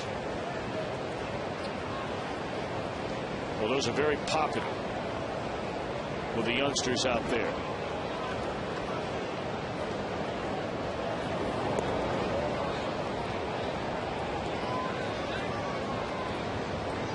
Iwamura bats for the 4th time tonight, 1 for 3. Singled, bounced to short, and reached on an error.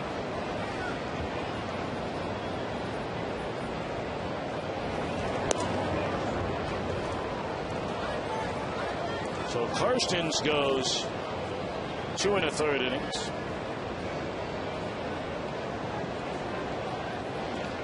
He allows 5 hits and 2 runs, both earned runs now, since that scoring change was made a few moments ago. In there, a strike.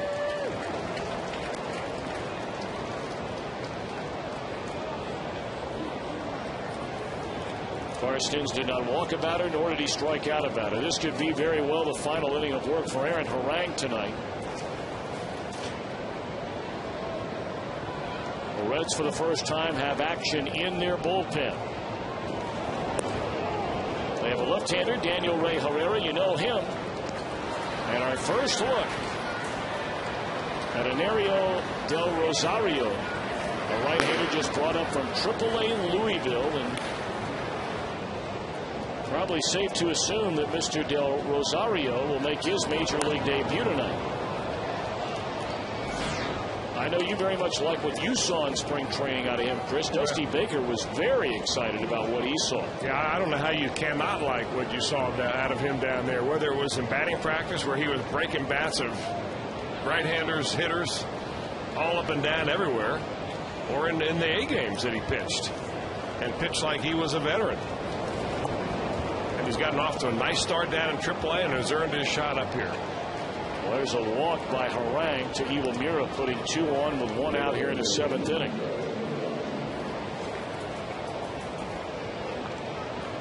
Brian Price will come out for a visit. Now, this might be his last hitter. You really never know. He's handled McCutchen, who is scheduled after Delwyn Young.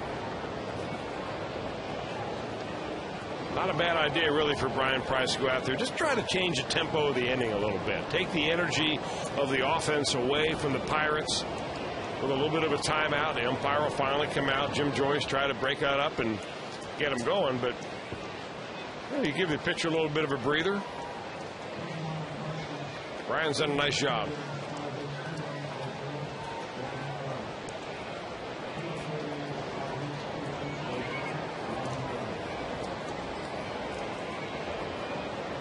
Well, as we saw in Atlanta last Thursday,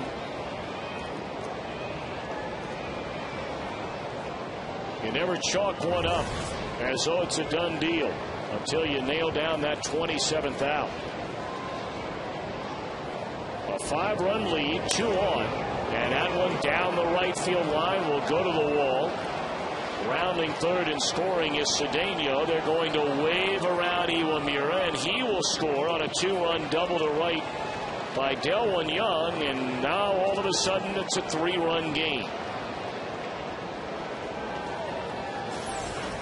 Well, they pitched him inside here. I think they wanted it down and away, and the ball floated right back over. Well, it looked like middle of the plate to me, and it was hit like it was middle of the plate. A little bit of a sinker, maybe even a changeup there by Aaron Harang.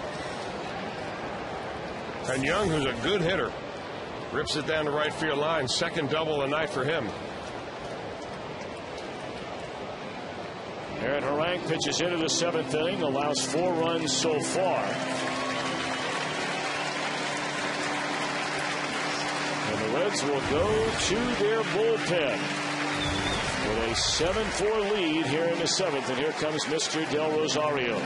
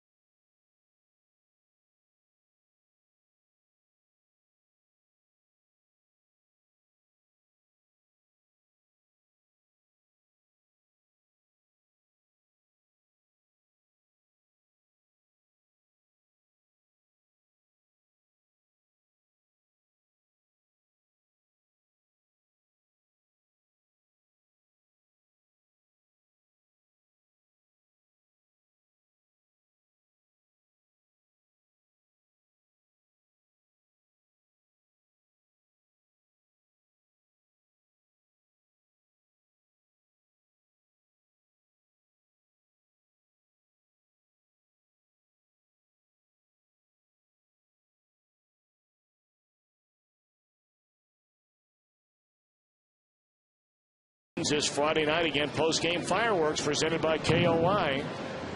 Also have live music from the Rusty Griswolds. The Reds and the Astros is Friday. Come on down to Great American Ballpark. Enario del Rosario, 24-year-old Dominican, makes his major league debut.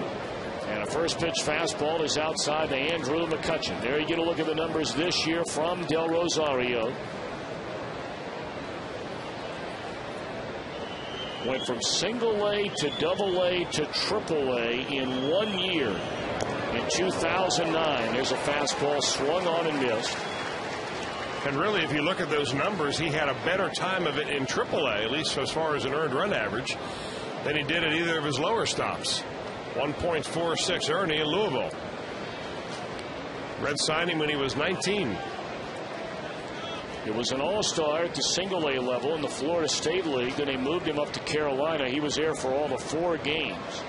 And then the final 15 games of the year for the Bats. And there's a fastball just off the outside corner. And then during the winter, I think he really caught everybody's eye in the organization. Pitched in the Dominican Winter League, a 1.99 ERA. And in the postseason, in 11 postseason games, a 0.7 ERA. Well, if you don't think that there's pressure in the postseason of the Winter League, you've never played down there.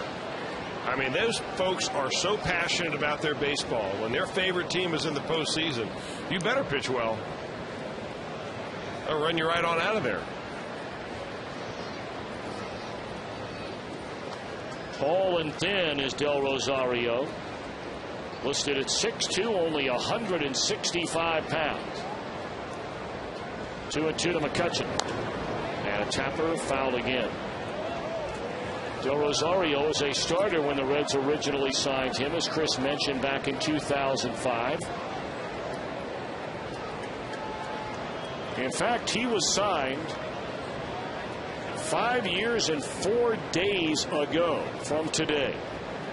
May the 20th, 2005. There's a swing and a miss, and boy, that's just tough luck right there. McCutchen's going to reach base safely on what I'm sure will be ruled a pass ball.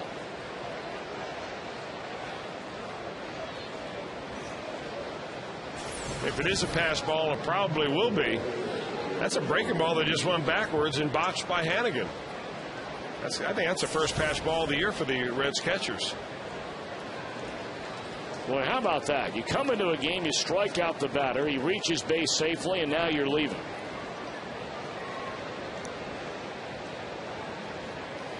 Gave you a glimpse of some mighty good stuff, didn't he, right there, Chris Welsh, and added back? I'll tell you, I like him. He'll get another shot. Well, now all of a sudden the Pirates are back in this thing. It was a comfortable 5-run lead just moments ago. Now it's down to 3.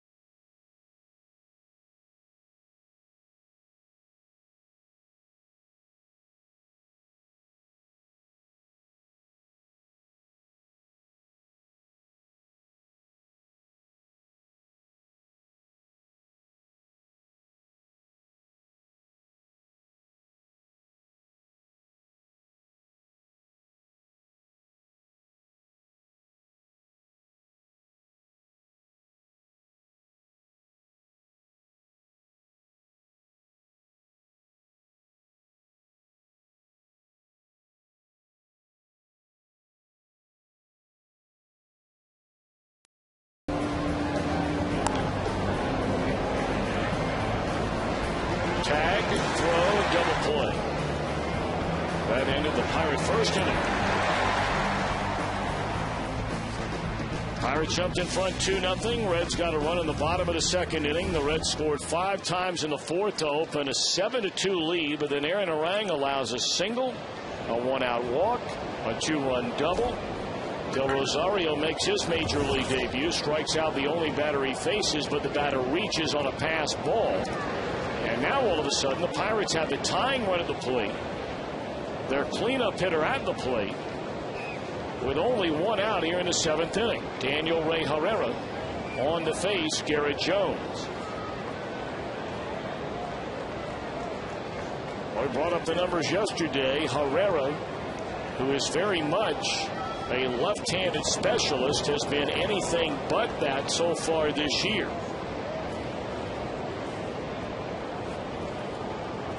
Left-handed batters, 9 hits in 22 at-bats. That's a .409 average. Herrera got the loss yesterday in Cleveland. And there's a liner into center field, caught by Stubbs. Tagging and coming in to score from third base is Young, and it's a 7-5 game.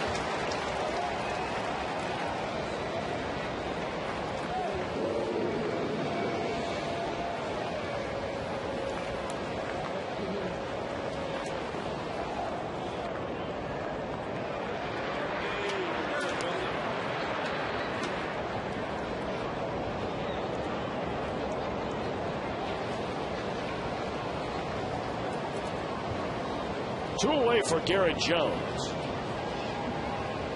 as he's retired. And now Ryan Church, the batter. A fly ball to right, a fly ball to center, and a pop-up to shallow center tonight for Church.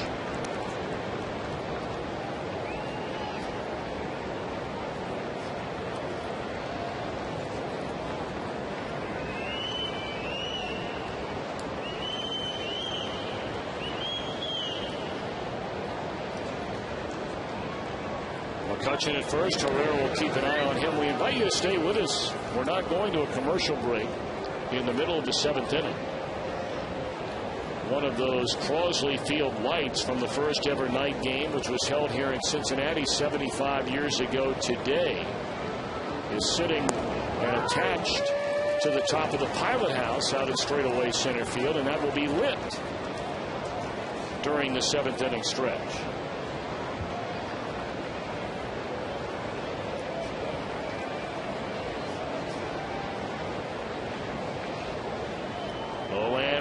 To Ryan Church.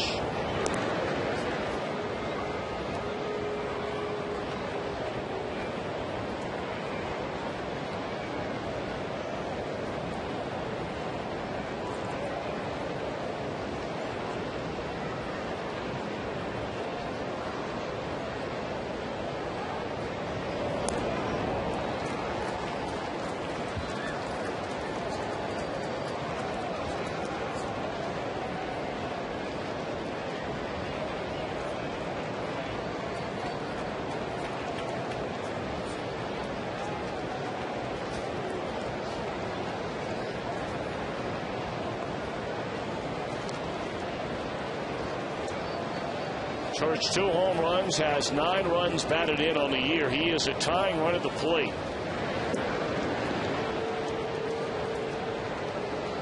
Herrera was so close to getting out of that jam yesterday. You may remember.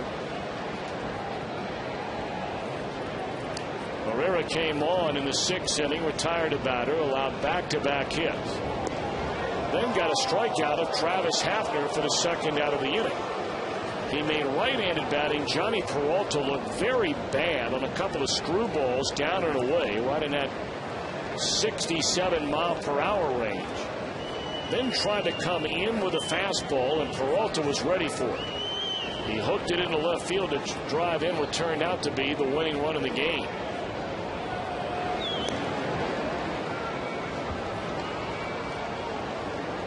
Herrera paying a lot of attention to McCutchen. Well, McCutchen's their best base stealer. He's got 12 bags on the year. And he knows that if Herrera throws something slow up there, he's got a real good chance of getting into second. 1-2 to count on Church. A check swing down to Roller. And it's what a first in time to end the inning. Good job by Herrera. Retires the only 2 batters he faces and protects a 7-5 lead. So we're going to keep it right here. The Reds celebrating the 75th anniversary of the first ever night game played in the history of Major League Baseball at Crosley Field on May the 24th, 1935.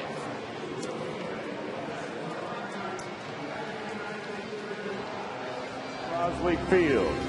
A special telegram from United States President Franklin D. Roosevelt ceremoniously ignited that light 75 years ago.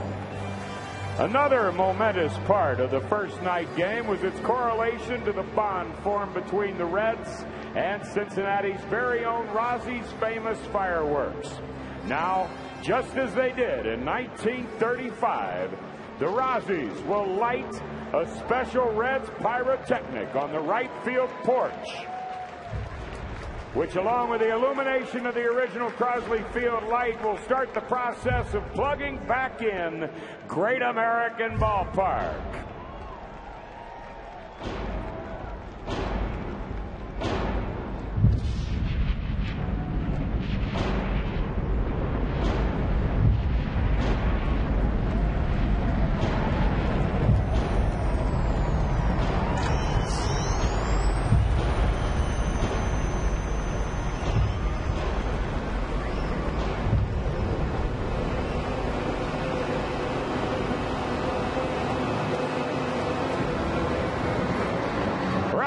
Let's light this place back up.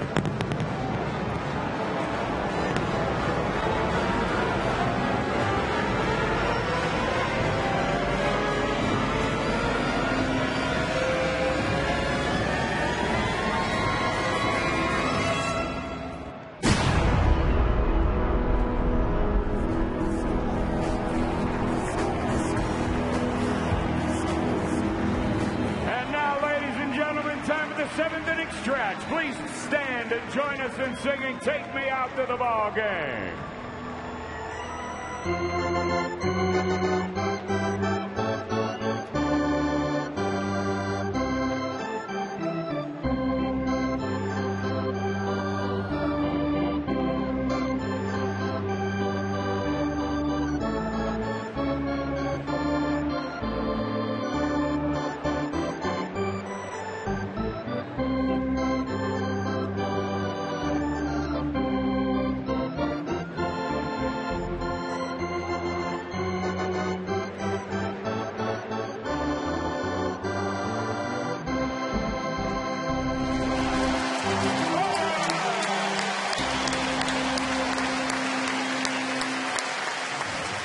Well, it was pretty cool. You can tell people worked very hard in preparation of turning the lights back on, and the Rosie fireworks, the Reds insignia out beyond the right field wall, and now getting back, I guess, to more current times, Chris, 2010 with the scoreboards, the lights.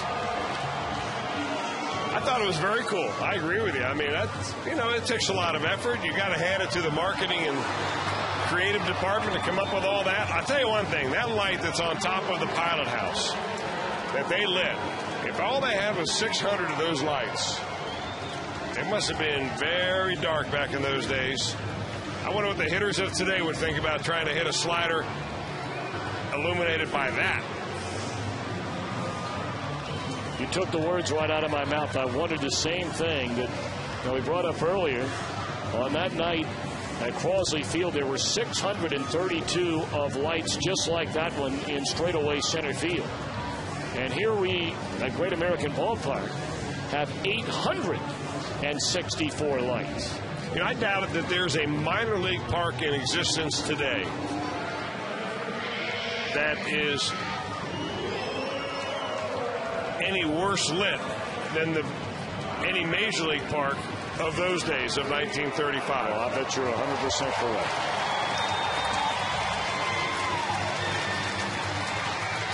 What a grand time for the grand old game, though. DJ Carrasco, meanwhile, takes over on the mound for the Pirates, following Burris, the starter. Karstens after him. You know what might be kind of interesting? If they were to be able to manipulate the lights here at the stadium to exactly replicate how lit it was on the field back then, using whatever lumens they were able to, you know, quantify back in the day, and to give people an idea what it was like.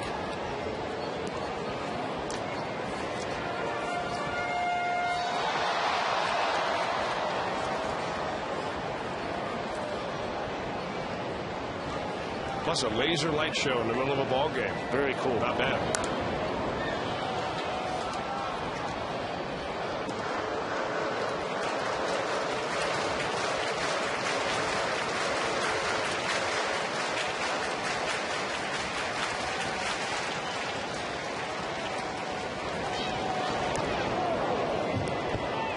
piece of Votto's bat. Fastball running inside on him. No balls and 2 strikes. Tom Turek, the head electrician here at Great American Ballpark. I don't think he would like that idea, though. Why not? Because they'd have to start changing light bulbs. You'd probably just unscrew a few of them, wouldn't you? But there's no way the wattage would be as good, right?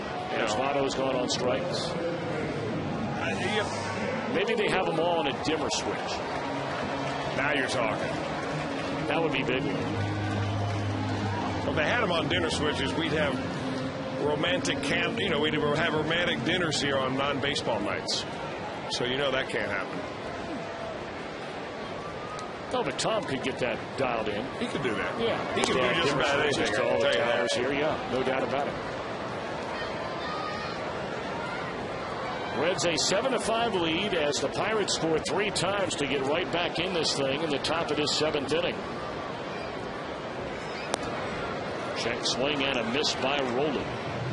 I mean, you look out there now and you just look along the line above the first deck out in left center field. Obviously the out-of-town scoreboard all lit up for the first time all night tonight. You look out there, that line above it where you get the batting average, home run, RBIs, on-base percentage, slugging percentage, runs, at-bats, hits, doubles, triples, walks, stolen bases, strikeouts. It's amazing. You give me a headache. I know. The pitcher's ERA, his pitch count, how many strikes, how many balls. Rowland gone swinging for the second out in the Reds' 7th inning.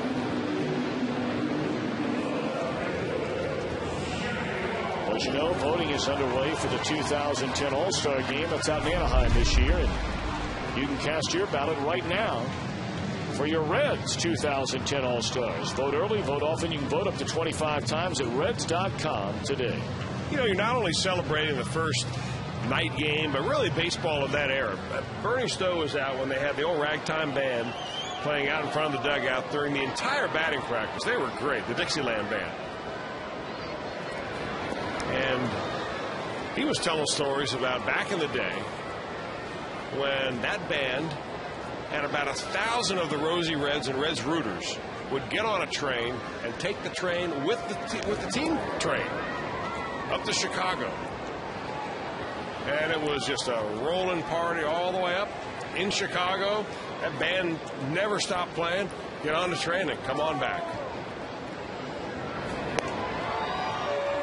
1-2, that is the Pete Wagner Dixieland Band that played prior to tonight's game. They sounded good. Yeah, they did. I think you ought to have them over for your next backyard cookout. Maybe. Probably get a little zoning exemption over there in Paris Park. 2-2 to Johnny Gomes. Party to the wee hours with the Dixieland Band. Count me in on that one.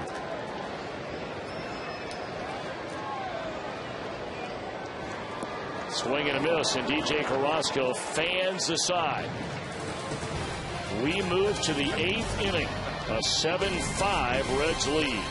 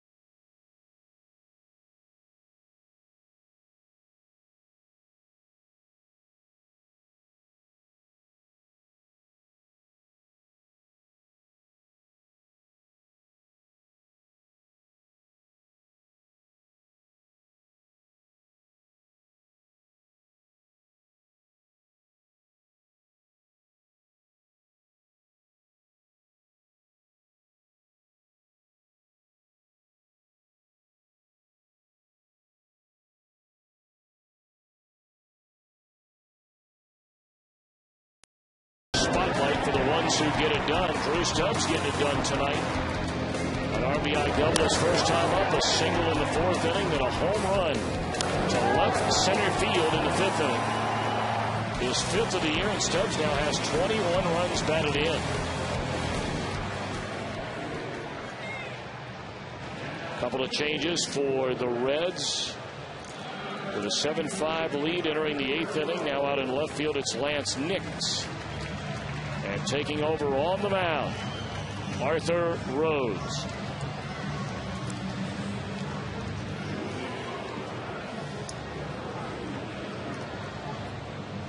Numbers just silly so far for Rhodes again this year. Well, you know, Dusty Baker still has to be very concerned with how he uses and how often, especially, he uses Arthur Rhodes. I mean, the temptation to throw him into any close game has got to be there for Dusty. But he's 40 years old. You got to make sure that you pace him so that he's there at the end of the year. That's why it is so important for your starters to go deep into a game, and if you've got a 5-run lead or a 4-run lead, hand it over to the bullpen. That was not the case tonight. That 3 spot in the 7th inning has made this a 2-run affair. Broken bat, base hit on the first pitch into left field by Clement.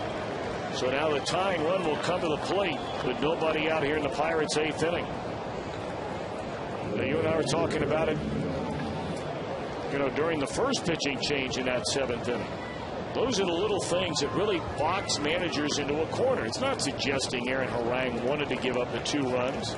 Turned out to be 3 runs in the 7th inning. But that's how it so dramatically changes how the manager then is forced to use his bullpen to cover the final 2 innings of a game.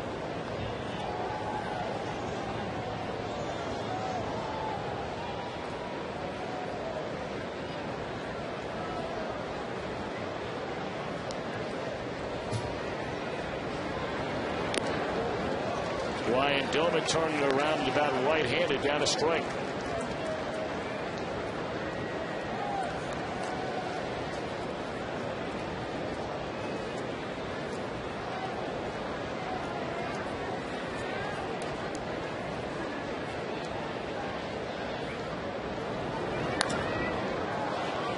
Liner into right field, caught by Bruce. And that's a first out here in the Bucs' 8th inning.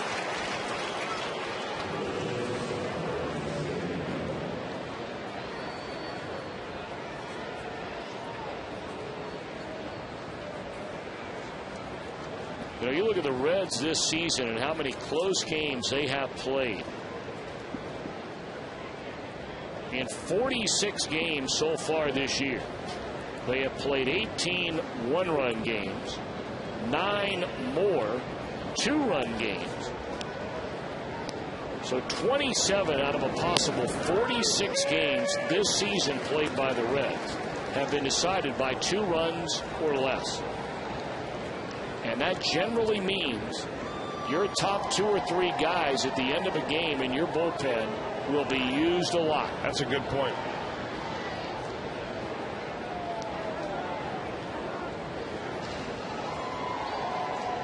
Well, that recent run that the Reds starting pitchers gave to Dusty Baker when Cueto completed a game and Arroyo went deep into a game and completed a game, and Bailey threw a shutout. I mean, that little run there of about a week or so was so needed for that bullpen because they were just beat up as could be. And you hope that you get that coming up again.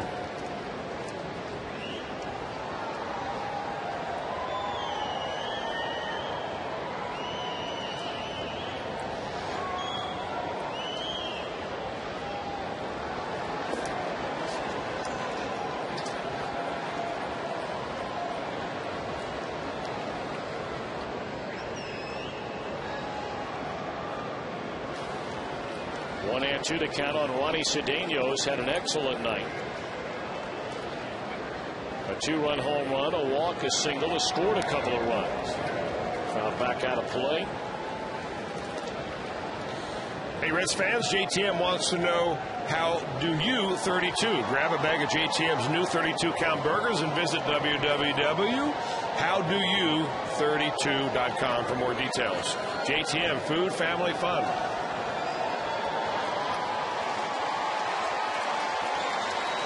1 ball, 2 strikes on Cedeno. 1 on, 1 out. Reds in front by 2 in the 8th. Rhodes wanted that call, didn't get it.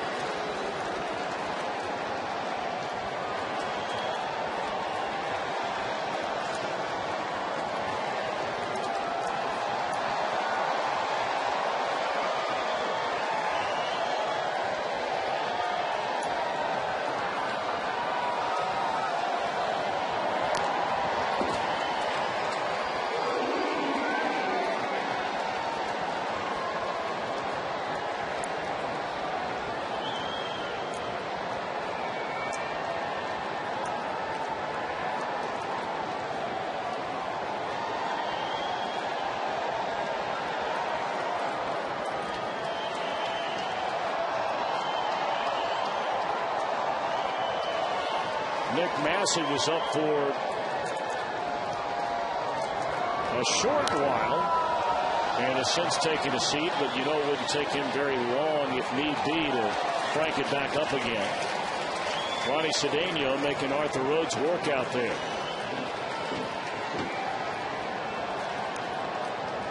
Already 7 pitches in this at bat. Cedeno has had a couple of these at bats already tonight.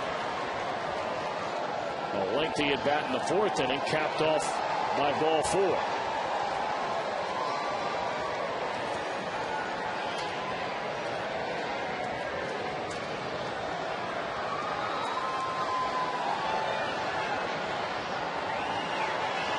Arthur okays a sign with Ryan Hannigan, and again a 2-2 to Cedeno is ball 3.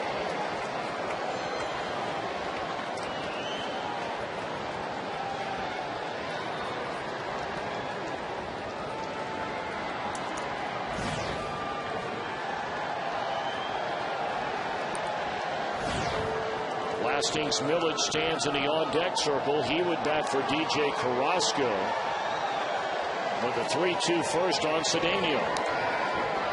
And another foul ball.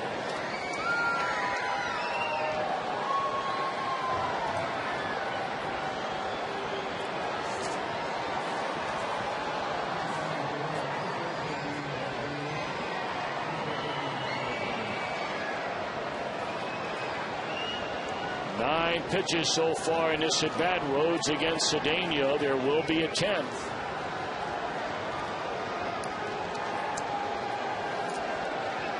And here she comes. On we go to number 11.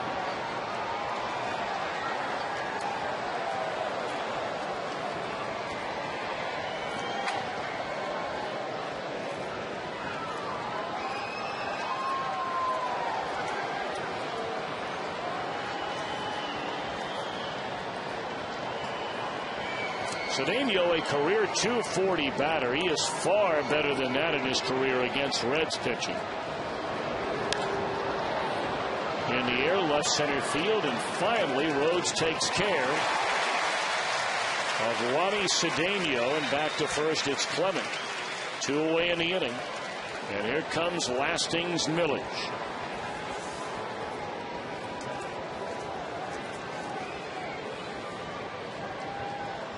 Millage getting the night off. He comes in red hot. A .320 batter over his last 14 games. Has an 8-game hitting streak. And has really had a good month. Has done most of his damage this year with runners on base or in scoring position, among the league leaders when he has those chances in both categories.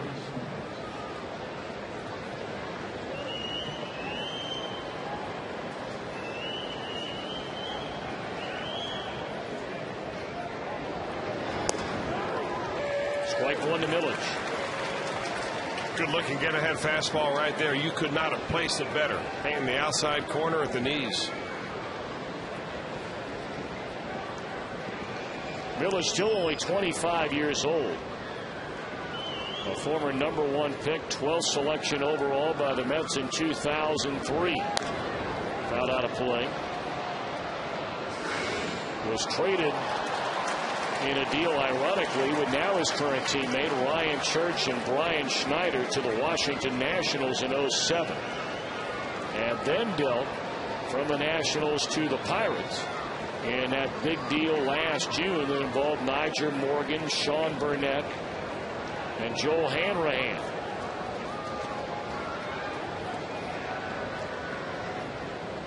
To Milledge. Fastball away. He's a .266 lifetime hitter, but he hits a whole lot better than that against the Reds for one reason or another. Up over 300.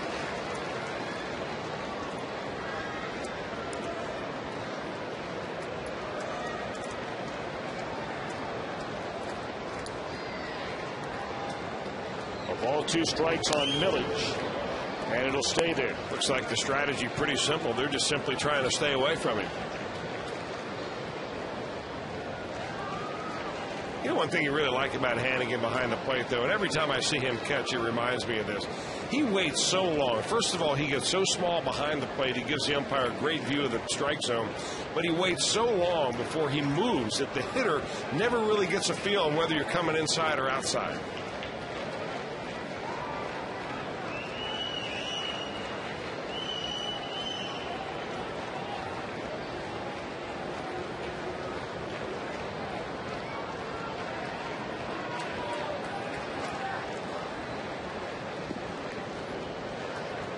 Village a tying run here in the top of the 8th inning with 2 men out, and a 1-2 pitch. This is up and away. Yeah, overthrew the slider.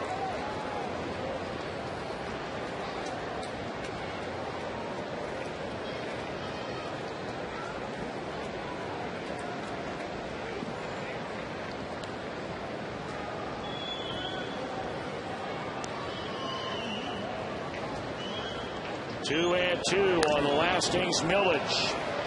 Playable for Jay Bruce, and the beat goes on for Sir Arthur Rhodes. Man, this guy's good.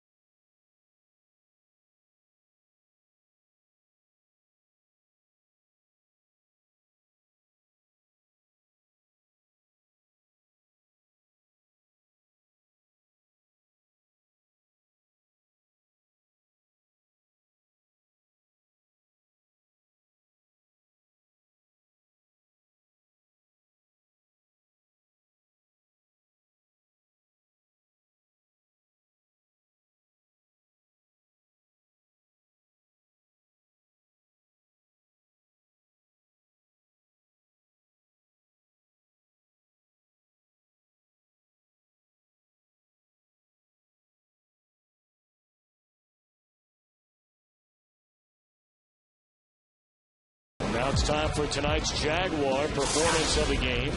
Aaron Harang in line to get the win. 6 1/3 innings of 8-hit, 4-run baseball tonight. But he also did it with a bat in hand. In a 2-2 game with 2 outs and a runner on in the 4th inning, Harang knocked in a run with a single. The Reds would score 3 more in the same inning, including Harang scoring all the way from first on a double to left center by Orlando Cabrera.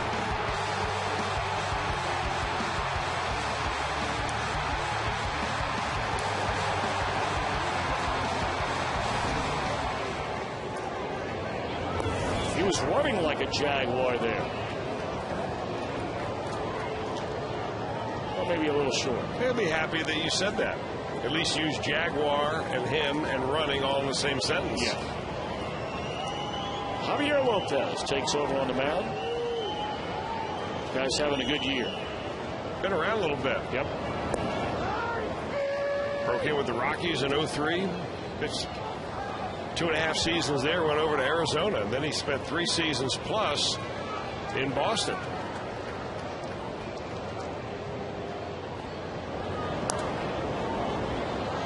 He had 3 really good years with the Red Sox. Yes, he was a big part of their bullpen. When Arizona got rid of him, he did not pitch well at all in 05.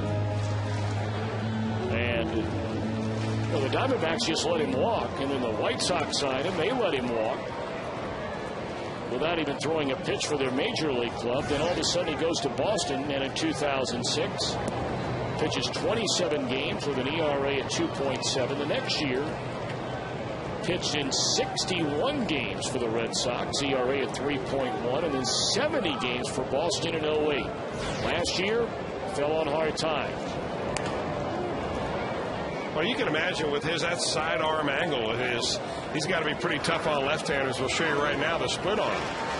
Lefties are batting $174. Righties are doing a whole lot better. That all computes total to about a .213 batting average against in 19 games.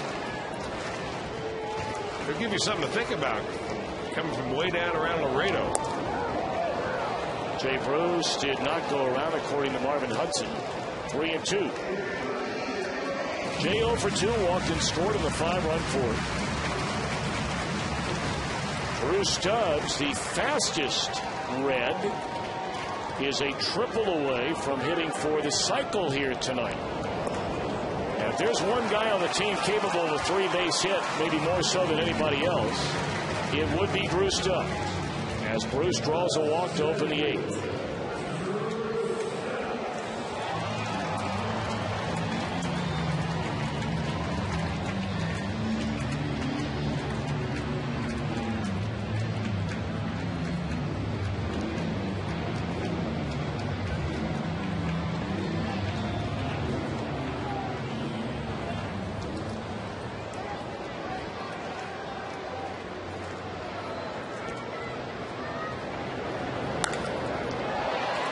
Diving play by Iwamura turns into a double play. That's a pretty nice play right there. You're not kidding about that, because you just outlined that Drew Stubbs is the fastest Red, and they had a diving turn of a double play right there. Akinori Iwamura, boy, does he make a diving play on that one. Flips it to his shortstop, Ronnie Cedeno, who gets rid of it quickly.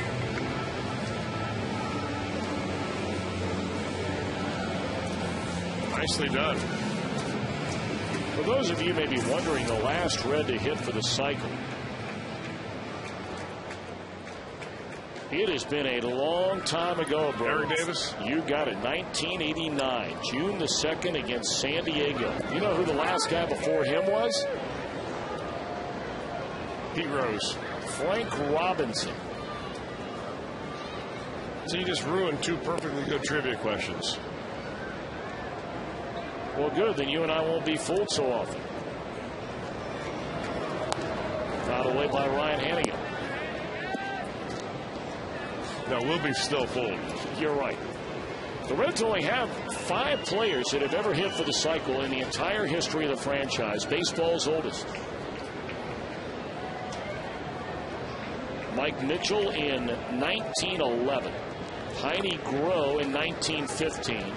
Harry Kraft in 1940, as Hannigan is grazed by that pitch.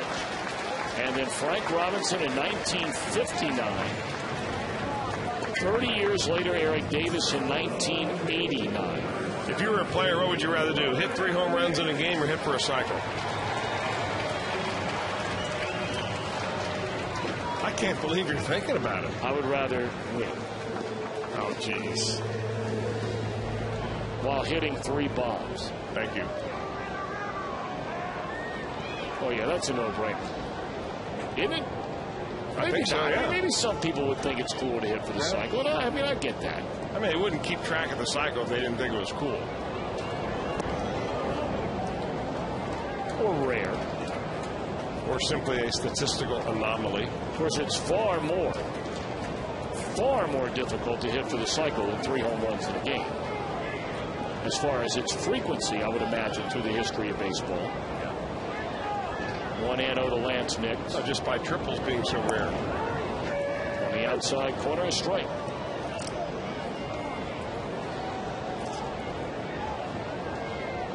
Now, there's 24 players accomplishing the feat 29 times of Reds to hit 3 home runs in a game. And there are what? 20 perfect games? 19 or 20 perfect games? So it's almost as rare. Well, no, that's just in Reds franchise history. Oh, the perfect game is the rarest. Oh, okay. Yeah. In Reds franchise history, you've got 24? 24 players that have done it 29 times. 3 home runs in a game. Swing and a miss by Nix. 2 balls and 2 strikes.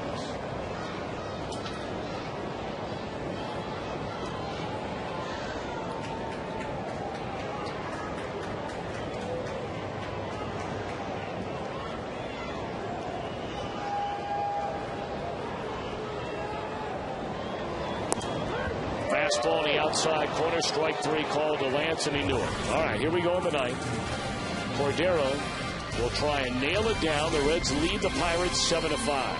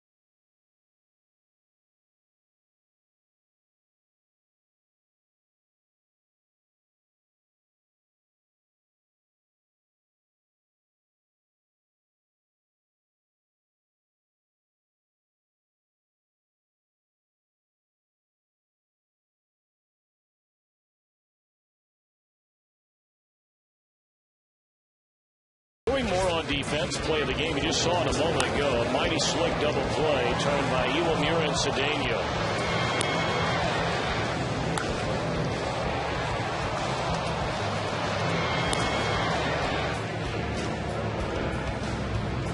So here we go, top of the ninth inning. Reds 3 outs away from moving into a first-place tie with the St. Louis Cardinals atop the National League Central Division. Francisco Cordero, 14 of 17 in save chances. One of the 3 blown saves, you may remember, occurred against his Pirate team when the Reds were swept there their first time into PNC Park. Yeah, that date of that game was actually April the 17th. Pitched 2/3 of an inning. He walked 3 batters in that game, if you remember. Gave up a couple of runs, ended up getting tagged with the loss. First pitch swinging is Iwamura. And Phillips will throw him out. 1 pitch and 1 out. After every Reds game, Fox Sports Ohio breaks down the game and talks to the players and coaches on Reds Live. Brought to you by King's Honda in the King's Auto Mall. Visit King'sHondaUSA.com.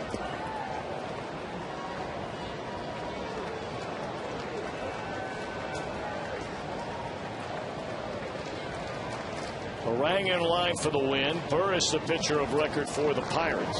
And Cordero trying to make it 15 saves on the year. Strike 1 to Delwyn Young. Been a good night for Delwyn. 2 hits and 4 at-bats. A pair of doubles, 2 runs batted in, and a run scored. Cordero almost at a loss for explanation following his last outing on Saturday. It wasn't a save situation, but I mean, you can't turn it into one. There's a drive in a straightaway center field that'll chase Stubbs to the track, and it's off his glove against the wall. And that'll be the third double of the night for Delwyn Young, and Drew Stubbs might be shaken up. May have had the wind knocked out of him. Well, there's a padding on that wall, but believe me, it is not very thick at all. He ran into that nearly full blast. That ball was driven hard by Young, right over his head, and hit it with his left shoulder.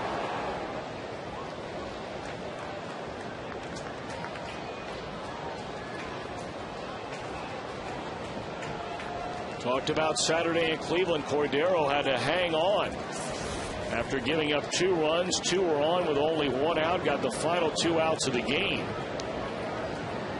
As it's Andrew McCutchen representing the tying run at strike 1. He said, look, I'm throwing harder than I have in years. I feel very good about my stuff. He said very recently I'm throwing a lot of strikes, but they're getting hit. Well, the next 2 guys in this order both have home run power. McCutchen's got 5, and on deck, Garrett Jones has 5.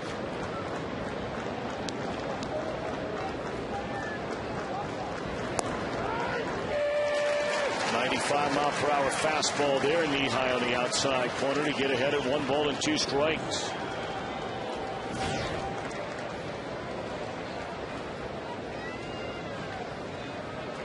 A 1-out double by Delwyn Young brings a tying run to the plate, and Cordero thought that should have been strike 3. Not to be.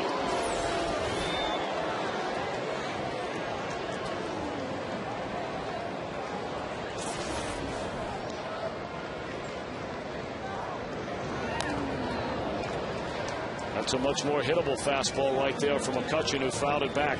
You want to throw him a strike. You don't want to put him on base and bring a left-hander and Garrett Jones up with home run power to give the Pirates a lead. Done them a lot of fastballs in a row right here, though, haven't they? 2-2 on Andrew McCutchen. Foul just below our booth. And it remains 2-2 on McCutchen. Like father, like son. Amen.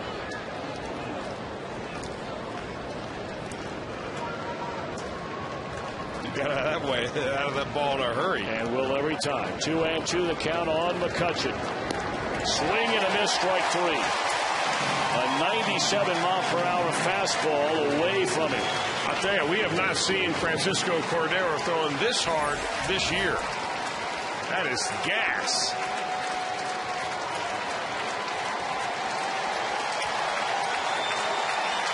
So now the left-handed batting Garrett Jones. 0 for 3 at a sac fly to knock in a run to center field in the 7th inning. We know Jones has a pile of power. Fastball runs inside, ball 1.